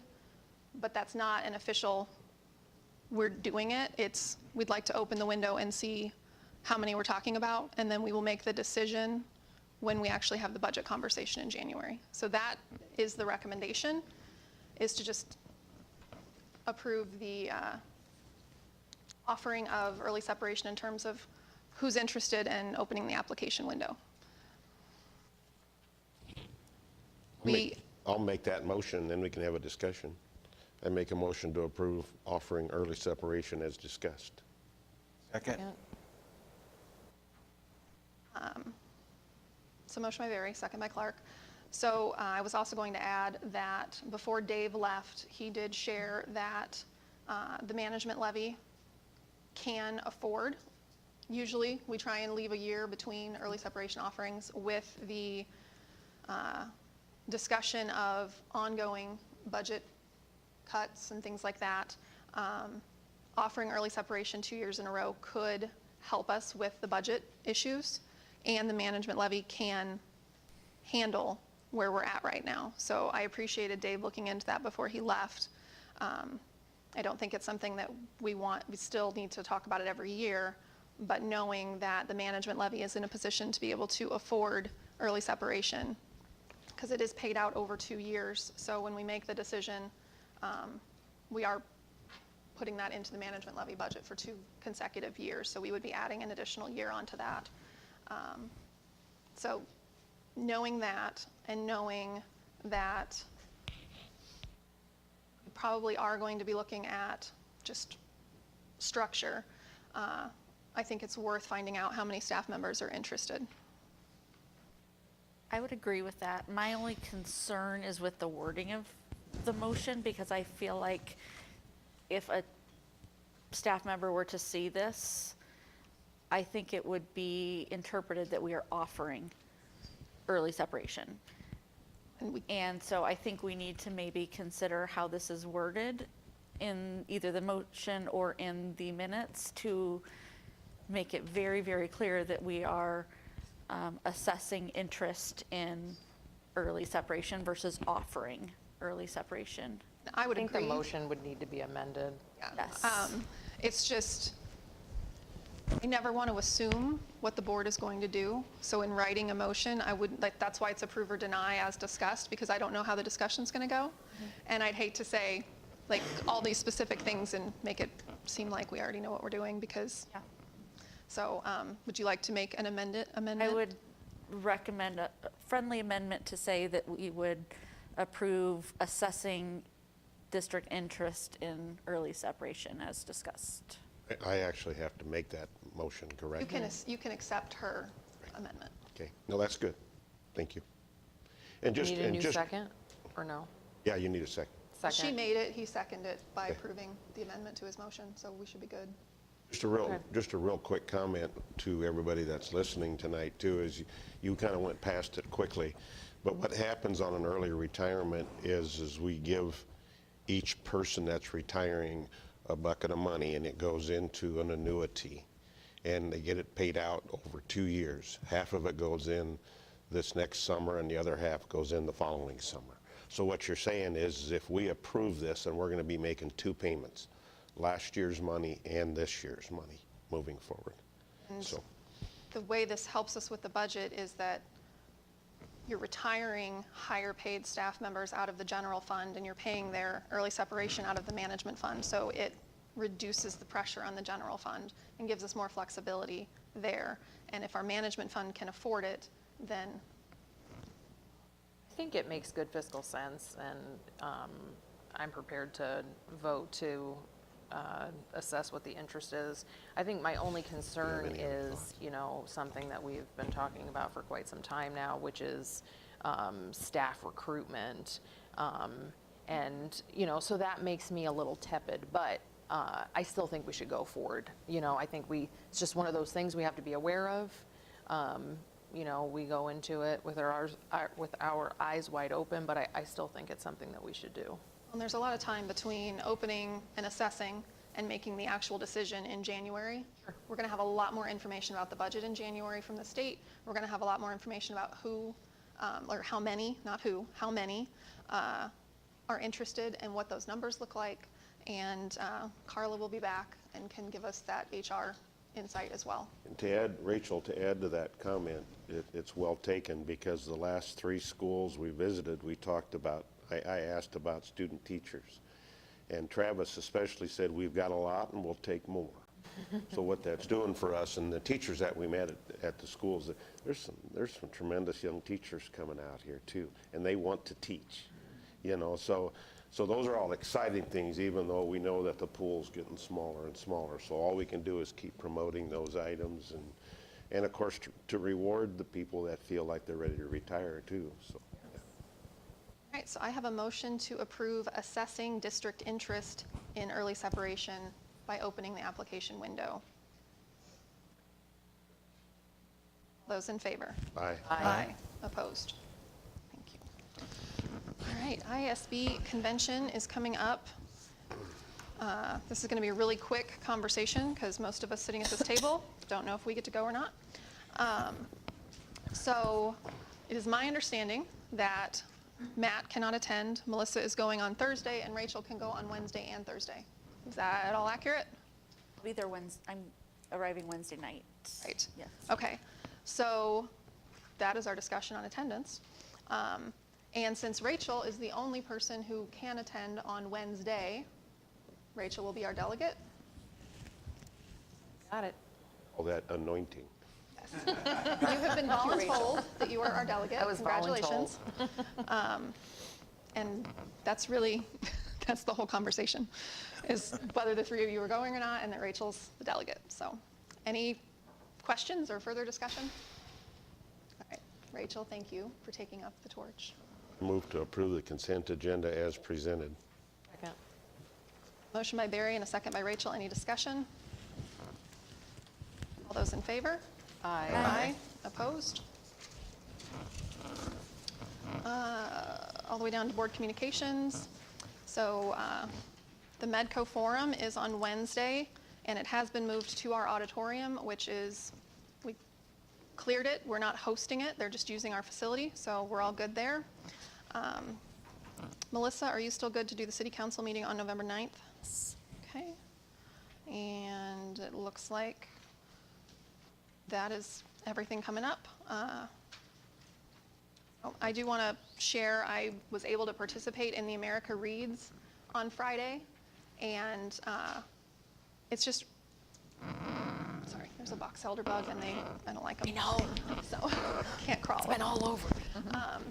Anyway, so I read to 3 classes on Friday. It was a lot of fun. Kids were really interested in what a school board does, and of course, I got all kinds of questions. The 5th and 6th graders that I spoke with collectively believe that the quarter for first quarter, Nathan, you can take this back to your calendar committee, they would like to see it extended so that they have the day after Halloween off instead of 2 days before Halloween. That is your direct student feedback. 5th and 6th grade. So you take that.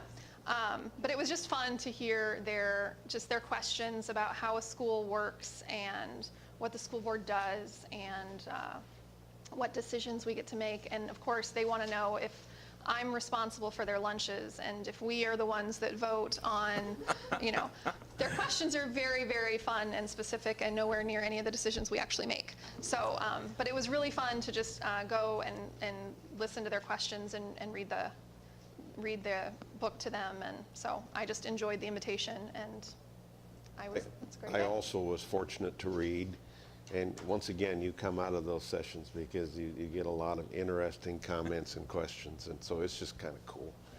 But what happened at one of the sessions I was at, and I thought it'd be worth talking about, but at Hazel Point School, they have a veterans wall, and for about 30 minutes, Deb, who's the librarian there? Deb, yeah, anyway. She talked to the kids and just listening to 30 to 40 5th, 6th graders talk about who they know is in the military, who they know, all of that, and they had some pictures up on the screen, et cetera. So I don't know, do all the buildings do that? That was the only one that I've seen. I'm assuming we do pretty well. But anyway, if anybody is intrigued by it, they welcome visitors. You know, the leadership might complain if we get too many people showing up, but they're doing it for that reason. They want to show their support, et cetera. But it was just a nice day. So. I think Boulder Peak is doing something. They all wrote essay or letters that are then being mailed to veterans, and they're hoping to get responses back. But I know that I don't know if they have a wall too, but I know they did letters to veterans. They're doing that American flag essay too. Yes, that is probably what I'm talking about. Yeah. They're sending them to veterans though. Yes. So, yes. Any other communications that anyone would like to share? Yes, I would like to congratulate Associate Superintendent Bob Reed for last Friday was the honorary captain. So, you know, congratulations for him on football. Oh, okay. Good to know. Yeah. Details. There's not a lot of things going on Friday but football. And so we got two. Bob has done it and Amy has done it. And that's a huge honor to be able to do that. So I didn't turn the page. I noticed. Can I have a volunteer for the December 7th Marion City Council meeting? I think we don't meet again till the 20th, so if someone wants to say they can go to that. I can do that. And it really has to be Rachel, Matt, or Melissa? Yeah, I can do it. Thank you. And then November 20th, we can figure out December 21st, but thank you. All right. Any other communications? All right. We will move on to audience communication. At this time, I'll call those who have signed up to speak to the microphone in the order in which you've signed up. The board will receive and acknowledge comments, but will not engage in a dialogue with the speaker because of the set agenda for the meeting. Remarks are limited to 3 minutes per speaker and should be shared in a respectful manner. And I've been asked to remind speakers that if you move away from the microphone, the video cannot hear you. So, all right, Ralph Kendrick. Good evening. In 2019, Linn-Mar High School was ranked a high-performing school by Iowa.gov, achieving a rating 6 points higher than the state average. Sadly, in 2022, the high school's rating plummeted 10 points to 4 points below the state average.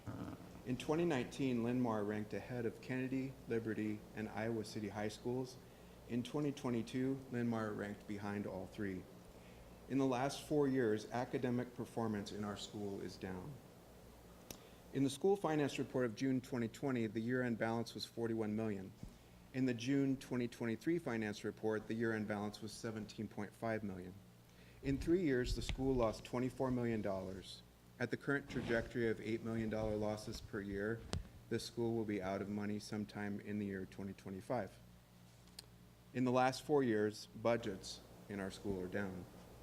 This explains a few things. It explains why 2 board members have chosen not to run for re-election and why in the last 2 years this board has lost 2 chief financial officers and a superintendent. They know what's coming. Let's switch gears to enrollment. In 2019, Linn-Mar served 7,640 students. In 2022, Linn-Mar served 7,442 students. In the last 4 years, enrollment in our schools is down by nearly 200 students. Ms. Murray, in the last 4 years, you've presided over academic performance drops, budget drops, enrollment drops, property tax increases, and class size increases. You're up for re-election this year, and I have a simple question for you. What are the achievements on which you are running? As a member of the policy committee, you introduced policy 50413 to this board. In April of 2022, 50 parents spoke against this policy, and yet you voted for it. In the year after you approved this policy, this district had a net loss of 243 students to other districts. This is significant because when a student enrolls out of this district, Linn-Mar must pay the other school. The impact of this net student loss cost the district $1.57 million, according to CFO David Nicholson. He stated this in the board meeting on April 24th of this year. As a result of the budget cuts caused partly by your policy, in April of this year, the board voted to cut math strategist positions.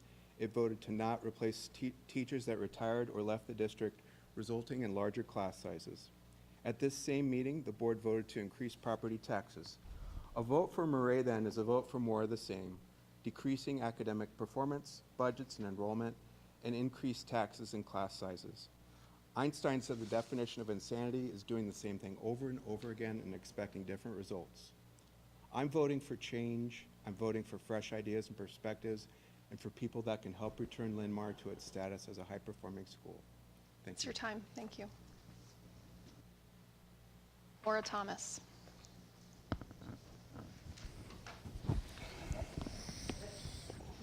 Hi, everybody. I'm Laura Thomas, longtime streamer, first-time talker. And feedback for those of us who do watch the stream regularly, if the volume on the mics could get turned up or you guys could speak more into the mic, that way I don't have to hold the phone like up to my ear, but that's a side point. My kids have been in the Linn-Mar district since kindergarten, and we're not from here like many in the Linn-Mar district. In fact, I grew up in a rural northeast Iowa town. I had 86 in my high school class. My sister was adopted from Korea, and as soon as she could, she got out of there because she was bullied relentlessly in my small town. I was picked on for being weird. Apparently I have a deeper than normal voice, which I've learned to appreciate, but it wasn't appreciated when I was a kid. And so I've worked really hard to raise my kids to not feel so self-conscious about who they are, no matter what that is and no matter what they want to do. And so when I finally got my education and moved to the Cedar Rapids area, I picked Linn-Mar not because of the trends for the most recent years, but because the trends for the last 20, 30, 40 years. Because also, fun fact, I'm a big nerd. I do data analysis for a living. I'm a data scientist. I work in economic development research. And sometimes there's blips. Sometimes we have recessions and the line goes down a little bit. Sometimes we have a flood and the flood actually insulates the blips from us, which is what happened in Cedar Rapids with our employment numbers and our GDP numbers. A trend from 4 years isn't a trend that ruins the last 20 years. I came to this school, my kids are going to have great opportunities at this school, and I want them to be exposed to all the things, even the ones that I don't agree with. And when they come home and they say, oh, this happened, I'll be like, yeah, that some people do think that, and I'm okay that somebody said something that they didn't agree with. And we talk about it. And I wish that every parent who comes to this school would be more open-minded for the weird kids. Because we're just people. There's no hidden agenda. My kids and myself aren't trying to corrupt anyone. The teachers aren't trying to change anyone or have some hidden motives. They're just trying to get them to sit in their seat and maybe line up for lunch. I appreciate everything that this district has given my kids. My kids will continue to go here at Linn-Mar, and I will continue to support the teachers and the staff at Linn-Mar who have supported my kids. John Facilius. I apologize if I didn't say that correctly. It's close enough. As close as I've ever gotten it. All right, I'm actually here as a proxy mouthpiece tonight for Brandon Schroeder, who's out of state at a speaking engagement. He asked me if I could stand up and be the conduit for his thoughts and words, so these are his thoughts and words. My name is Brandon Schroeder. We moved into the district 7 years ago simply because we believe Linn-Mar is the best school in the area. Moving to this district has been everything we had hoped for and more. I knew the teachers were good, the buildings were modern, and the high school had an amazing track record for success. The teachers we have had love our kids like their own. Mrs. Horman and Mrs. Edwards will be two teachers who will have a lifelong effect on my kids. I'm sure there will be many more. I'm writing to the board today because I cannot attend this meeting. Every person in this district has their morals, political views, and items important to them and their families. That's the beauty of America. We're all entitled to our views and opinions. In my opinion, we as a community must set aside our political views and opinions on policy. If there's a significant sticking point, chances are that the policy will not affect you or your family in a significant way. Many people are upset with the transgender policy. That same policy has been in place for many years and follows federal law. All schools have the same policy. It doesn't make sense to get upset about something that hasn't happened in the district. Regardless of your opinion, I'm asking the community to think big picture. What is the long-term goal we can all agree on? Everyone would agree that we need to continue the same educational excellence that Linn-Mar has been known for many years. How do we achieve that goal? We work together. We stop picking policy apart line by line. Let the attorneys write the policy. Those same attorneys write the policy for every single school in Iowa. Parents do not have a say in the state or federal laws. Therefore, the community should have no say in policy writing. Those policies are written to keep us out of lawsuits. Linn-Mar has yet to pay 1 penny from a lawsuit. That tells me our attorneys know what they are doing. I don't go in for surgery and tell the surgeon how to do their job. I go to an expert surgeon I trust with a long track record of success and let them do their job. I don't believe policy writing is any different. If we did decide to put parents or community members on the policy committee, I think there would be a considerable increase in legal fees. We already belong to IASB, and that membership is the same membership for over 99% of school boards. They write the policy, they're the experts. Let them do their job. We can't go to the attorneys and have them explain word by word why a parent's personal opinion does not align with state or federal law. I would be interested to know how much legal fees have increased compared to the 2 years before Matt was on the board. This election is crucial for the future of Linn-Mar. What exactly is at stake, you ask? How's this time different? One of our board members does not seem to want to be a part of making Linn-Mar for all of us. Matt has pulled both of his kids from the district, yet he wants to spotlight declining enrollment every chance he gets. He did not want to build the new LRC building, even though the superintendent said it was necessary for our district. The new Performance Arts Center will not be built if the board is flipped. Our superintendent is doing a fantastic job and cares deeply for our kids and community. Amy is the best of the best. People like to come to the board meeting and ask why we have so much turnover for the CFO. Ask yourself why our previous superintendent left. If the board is flipped, will Amy's contract get renewed? I have my doubts. Time. Thank you. Dan Washburn.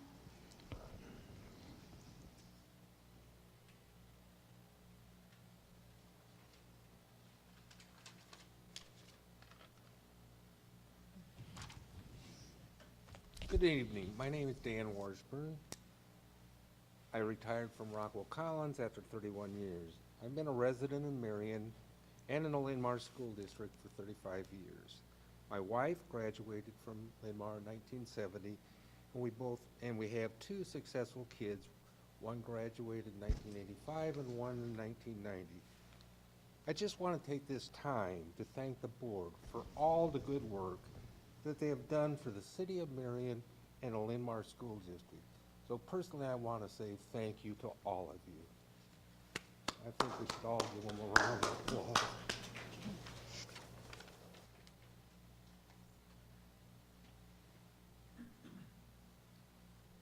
Midhat Mansour.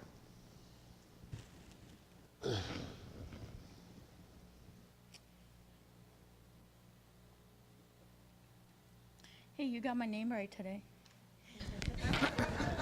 One step at a time. Yay! My name is Midhat Mansour, and I have a senior at Linn-Mar this year. We have lived in the district for 12 years. Today, I'm here to talk about National Principals Month. Thank you to all the principals and associate principals at Linn-Mar's Community School District.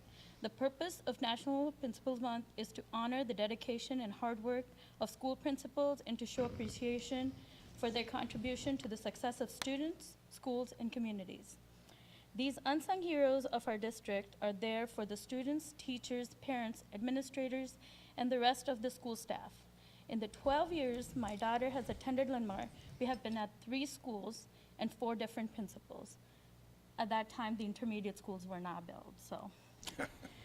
What I have noticed that all of them are there from before the students show up to the school and are there when the last activity at the school ends. I kid you not, each and every one of them. They always have a smile on their faces no matter how late it gets, and each and every one of them have always greeted me personally. Anytime we have had an issue that has needed to be escalated, has been handled with utmost professionalism. We love Linn-Mar, and a big hand goes to our principals.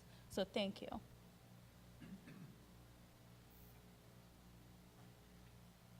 Julie Tamal Swander. Hi, I'm coming to you as a resident of Marion for the past 12 years. I had moved here intentionally. I was a school teacher. I retired in 2003 from the Davenport School District. We moved up to Duluth, Minnesota. 9 months of snow and 3 months of really bad ice fishing was enough to make a decision to move back to Iowa.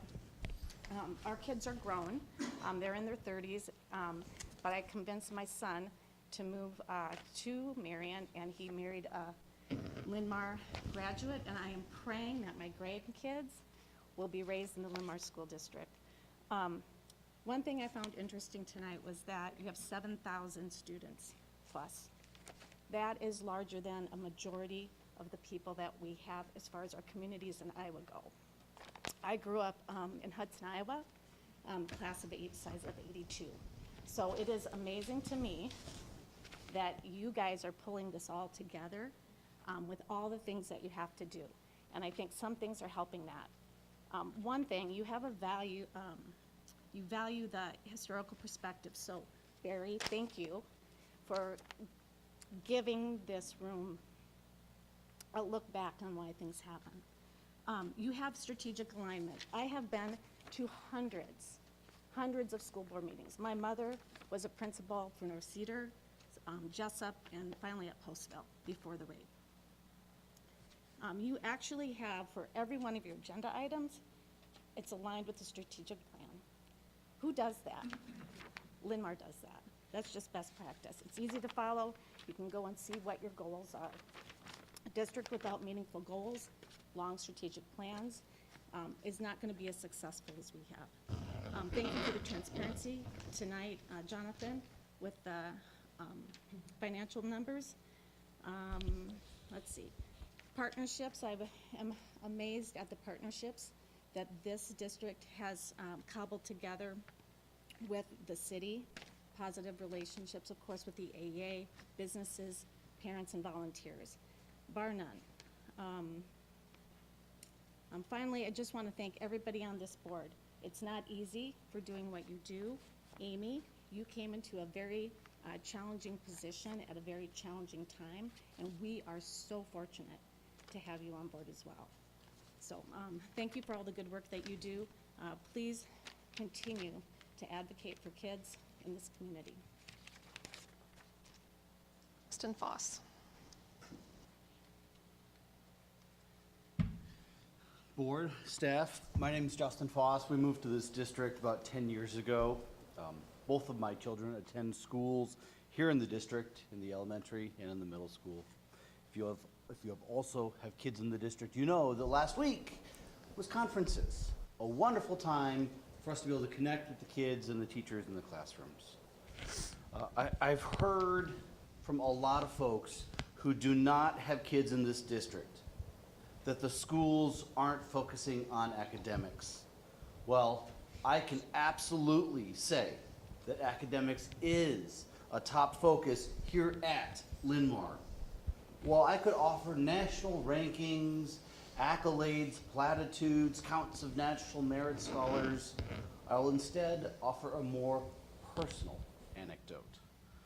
During the pandemic, which we all remember so fondly, or not, my daughter in elementary school fell behind in reading. It was in her kindergarten year, first grade time, very critical for reading. Since then, she has struggled to read on grade level. Linn-Mar connected her with a specialist at Indian Creek Elementary School. She had small group reading time several times a week, weekly testing from her teacher, countless paper packets tucked into her backpack that my wife and I were able to read with her at night and connect. Now, in 4th grade, I'm proud to share she is reading at benchmark. That is a huge deal. Linn-Mar does focus on academics.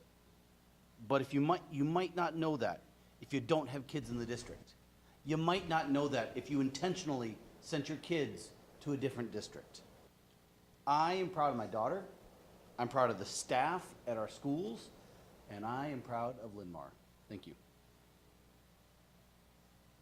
Katie Lau Lancaster. Good evening, I'm Katie Lau Lancaster, and I just want to say that we're getting all of our credentials. I live on the same family farm that I grew up on. My brothers and sisters moved there long before I was born. This was a gravel road to get to that house. We intentionally, when we could have moved anywhere in the United States, when my husband finished his military service, we came back. Why? Because we are proud of Linn-Mar, and we are loyal to Linn-Mar, and we wanted our family to know this depth of community here. But I want to say one thing before I do my gratitudes. When we read charts and we read names and we read overall reports, we do not have the authority to assume intention when someone says they are retiring or they are leaving for personal reasons. That's why it says retire or personal reasons. So although I can make my assumptions why somebody would move on or leave the district, or why some positions have great turnover versus others, I do not have the authority or the right to assume, because as we all know, correlation and causation, causation and correlation do not always equal one another. Having said that, since I've been coming here since last February, I have learned a lot, and I can recognize your voices now.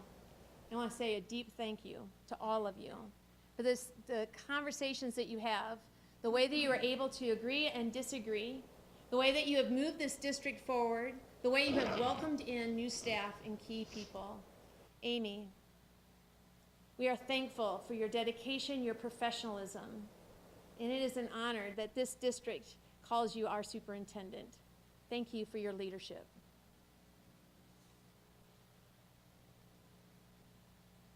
Linda Appleby.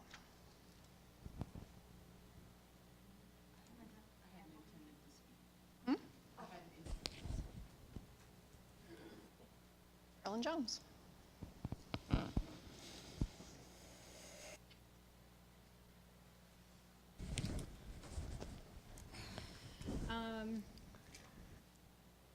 This one?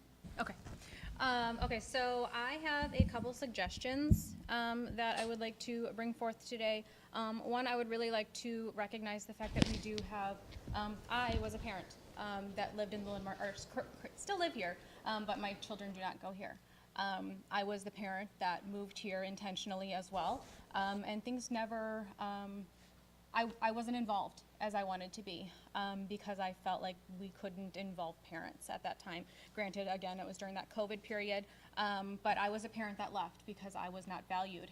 My views were not valued, my beliefs were not valued, and I was shut out. I was shown the door as a parent, and my actions reflected that. So that's the standpoint that I am here at today. I have continued to be involved because I still really like this area, and I like this district, and I have hope for this district and everything else that it has to offer, and I think that we can give that to the families in this district, not just a certain selection. The feedback that I would like to give is I attended the round robin that we had for the work session or that work meeting. I feel like it wasn't accommodating to the public.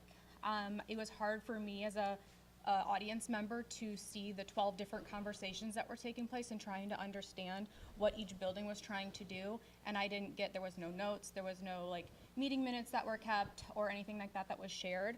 And I don't know if maybe you can send that or post that going forward if you are going to have more of that round robin style, or if you can you know, do it like in here where you can have somebody come up and present and then, you know, ask questions or something like that sort. Just recommendation, I guess. I think the public should be considered for those meetings and the round robin type meetings like that. I know we did some for the strategic plan. I attended those work sessions, and that was very interesting or interactive as well when they had the sheets of paper on the board. You guys got to see the conversations and then come together at the end and discuss. There was no discussion at the last one, and I was honestly missing that because I wanted to hear the conversations and what your guys' takeaways from any of that, and I didn't get any of that. I do have some comments on the policies as well that were brought up. One specifically is we see these policy recommendations that are coming through, and we say that they're from the IASB recommendations, but parents don't have access to those. So I'm asking if those can be shared with parents, because if we're getting policy recommendations that are coming from the law and we're taking it mostly directly from the IASB, I'm asking for us to be able to review that so we know what is coming from the law and what is actually coming from these recommendations, then how we are supposed to be tailoring it as a district, just so we can kind of see what is coming from our district and see those layouts and whatever, because like I said, I've attended. Thank you. Thank you. If you need to bow. Tiffany DeBow, mother of 2 students in the district. I had something else prepared, but I'm going to pivot. I want to talk about parent choice. Big word we hear, a big phrase we hear all the time. Currently at Linn-Mar, we have access to the electronic library books. We can go to the LRC, read the curriculum that is available to our children. We can talk to our librarians and our teachers to find out what is going on in their classrooms, make requests to have that not be provided to our children. We can file forms to convene a committee in order to have curriculum and books pulled from the library. That way everybody in the district has a say in it, not just certain parents. We have parent choice. We have it. We don't, there's no choice that's missing. What it seems some people want is their choices put onto other people's kids, and that may have made them feel shut out of the district because they didn't get to do that. So I'm encouraging our community to please vote for school board candidates that are going to continue Linn-Mar on its path of parent choice and involvement, all parent choice and involvement. If you have the ability to make choices for your kids, then you have them. That's what you've got. Anything else is removing the choice for other parents. Now, what I originally wanted to say, I wanted to come up and talk about National Principals Month. I wanted to take a minute to shout out my kids' principal, Miss Kelly Kretschmeyer at Indian Creek. Ms. Kretschmeyer holds a Bachelor's of Elementary Education, a Master of Arts degree in Teaching, and an Advanced Studies Certificate in Principalship. She was part of the Linn-Mar district for 19 years prior to being named principal of Indian Creek. 15 of those years she was a teacher at Indian Creek. I've attended many meetings and events as well as volunteered in my children's school numerous times, from yearly kickoff meetings, PTO meetings, music programs, and art shows, to seeing her in the halls when going to help with literacy centers or volunteer workshops. Anytime I'm at the school, Ms. Kretschmeyer can be seen moving through the building with what I describe as kind determination. It's clear that she has goals and is in charge of the ship, but it never comes off as not having time for the parents of the kids. She has a resolute confidence that I, as a parent in the district, appreciate so much. I know that my precious children and their beloved teachers and staff at Indian Creek are in good hands with Ms. Kretschmeyer at the wheel. So thank you, Ms. Kretschmeyer. Evan Paulson.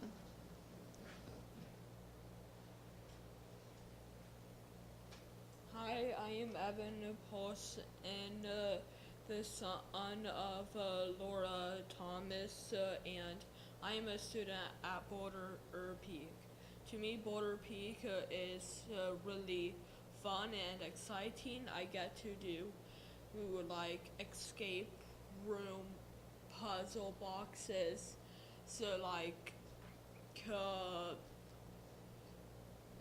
pretty often in the library, and it's a great way for students to have a fun time, but also test our mind skills. And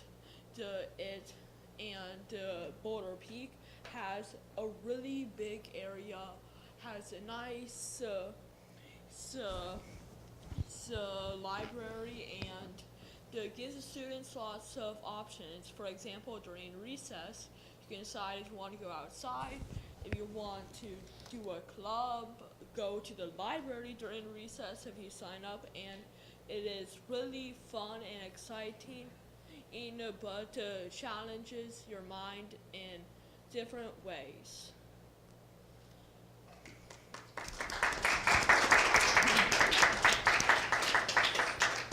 Thank you, Evan. It's not always easy to speak, so thank you. Anna Clymer.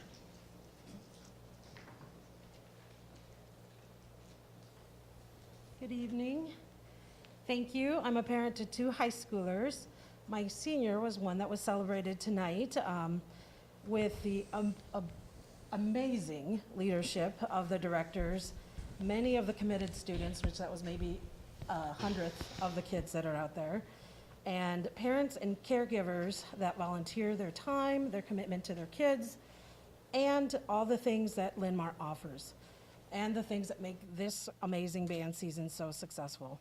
I will miss having them in my senior in the band, but I live close enough to continue to hear them next season. That's okay. Also, thank you for offering the Lion Learning focused on the strategic plan that you offered, reviewing the short and long-term goals up to 2029. Board members, Barry, Clark, and Britt really appreciated some insights you provided, as well as Superintendent Amy Kurtmeyer. It was an amazing opportunity for parents and community members to engage and learn and see what the metrics are and ask questions and have dialogue with you directly. That was a great opportunity, and I hope if it's offered again, more parents and community members will engage to do so. Understanding Linn-Mar's priorities to support our staff, students, parents, and caregivers and community is critical as we support our Linn-Mar students. One specific takeaway that I had as a parent was specific to the learner experience. We will foster a safe, healthy, and respectful learning environment. One quote that I noted, and I think it was from the superintendent, I'm not sure, students need to be seen, heard, valued, and have a sense of belonging. All those things are components of the priorities that Linn-Mar has laid out. I thank you for providing engagement opportunities and look forward to future opportunities for many more of us to continue to engage. Thank you. Jason Rogers.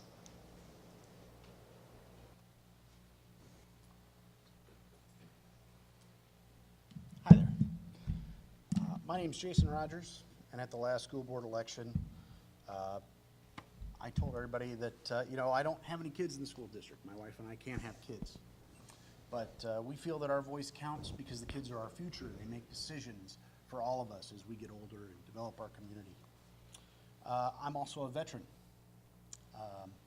I take great pride in my service to the country.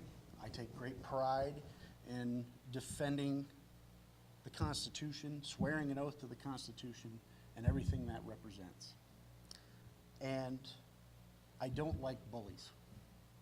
And the thing that gets me the most about living here is the last few years we have been inundated with bullies.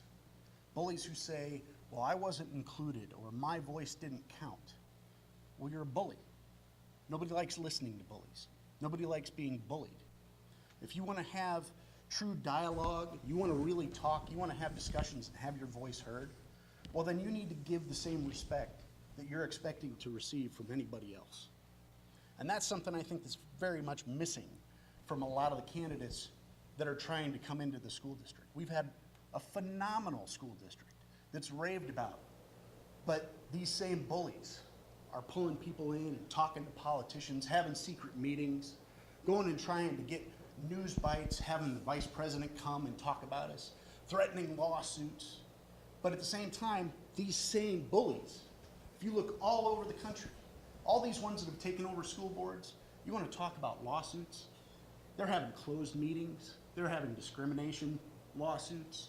They're having lawsuits where, parents are being threatened. There's bomb threats against schools because they didn't get their way because they felt they were shut out or their voices weren't heard. They're extremists. They've been labeled extremists for a reason. And they're here in our school district. So I just hope that everybody realizes this isn't just people that are concerned, that are getting together, they think on a whim they're going to do this. We've had people that tried to run for school board. We have people that are trying to run for school board now. They all knew each other. They were contributing to each other's campaigns. They were chairmen for their campaigns. They were all tied together, and now they're all trying to run for school board again. This has been going on for several years, and it's not because they care about anybody else's kids. They care about political power. They care about religious beliefs. We have a school board member who actually went to a church, to a political event, and talked about his personal beliefs and how he could apply them to the school board. That is against the Constitution. The Constitution not only gives us the freedom of religion, but it also gives us the freedom from religion. And when we have elected officials going on television or YouTube or whatever, saying that this is what they intend to do with their religion. That's wrong. And we shouldn't That's let time. anybody that has that kind of... That's time, sir. Thank you. Anna Madsen.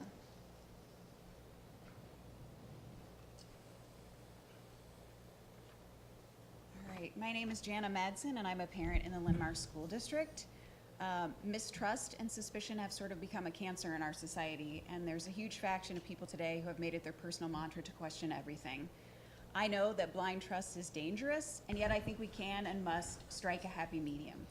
To the commenter in a recent school board meeting asking for more time to review the 80-plus page policy documentation, I'd say this: why would you want to? We have elected these individuals to do that job for us. When did we stop trusting the very people we asked to be our voice? When did we decide that our opinions and ideologies trump experience, expertise, knowledge, data, research, and academic, psychological, and behavioral findings? These professionals in front of us have been tasked with a difficult job, one where gray is more often the decision than black or white. I would not want to do their job, but when called upon to explain it, they have. They give us numbers and rationale and transparency, and still there are people begging for more, saying it's not enough, lacing their public comments with disrespect and distrust, twisting data to support their own opinions. There seems to be an epidemic of incivility, adults behaving in the very manner we're trying to teach our children not to. As our community readies itself for another school board vote on November 7th, I'd encourage community members not to question everything, but instead to question the source and their motives. Does the candidate advocate for fully funding public schools? Do they support teachers and staff in our public schools? And commit to following state and federal law while being capable of approving policies and procedures that protect all students and staff? Or do they seek to spread rumors and misinformation, refuse to participate in public question and answer sessions, push a personal or political agenda, or align themselves with organizations aimed at crippling public education decision-making so that their personal beliefs can be enforced on all of our children? I hope that Barry and Britt will continue their journey as representatives on Linn-Mar's school board in the coming term. They have demonstrated true leadership, professionalism, and transparency, and I hope that Katie Lau Lancaster and Justin Foss will be joining them. Thank you for your service, school board members. God bless you for all that you do and for doing difficult work despite having to deal with so many difficult people. That is the end of audience communication. I will take a motion to adjourn at 7:22. Move to adjourn. Second. Motion by Barry, second by Melissa. All those in favor? Aye. Opposed? Meeting adjourned.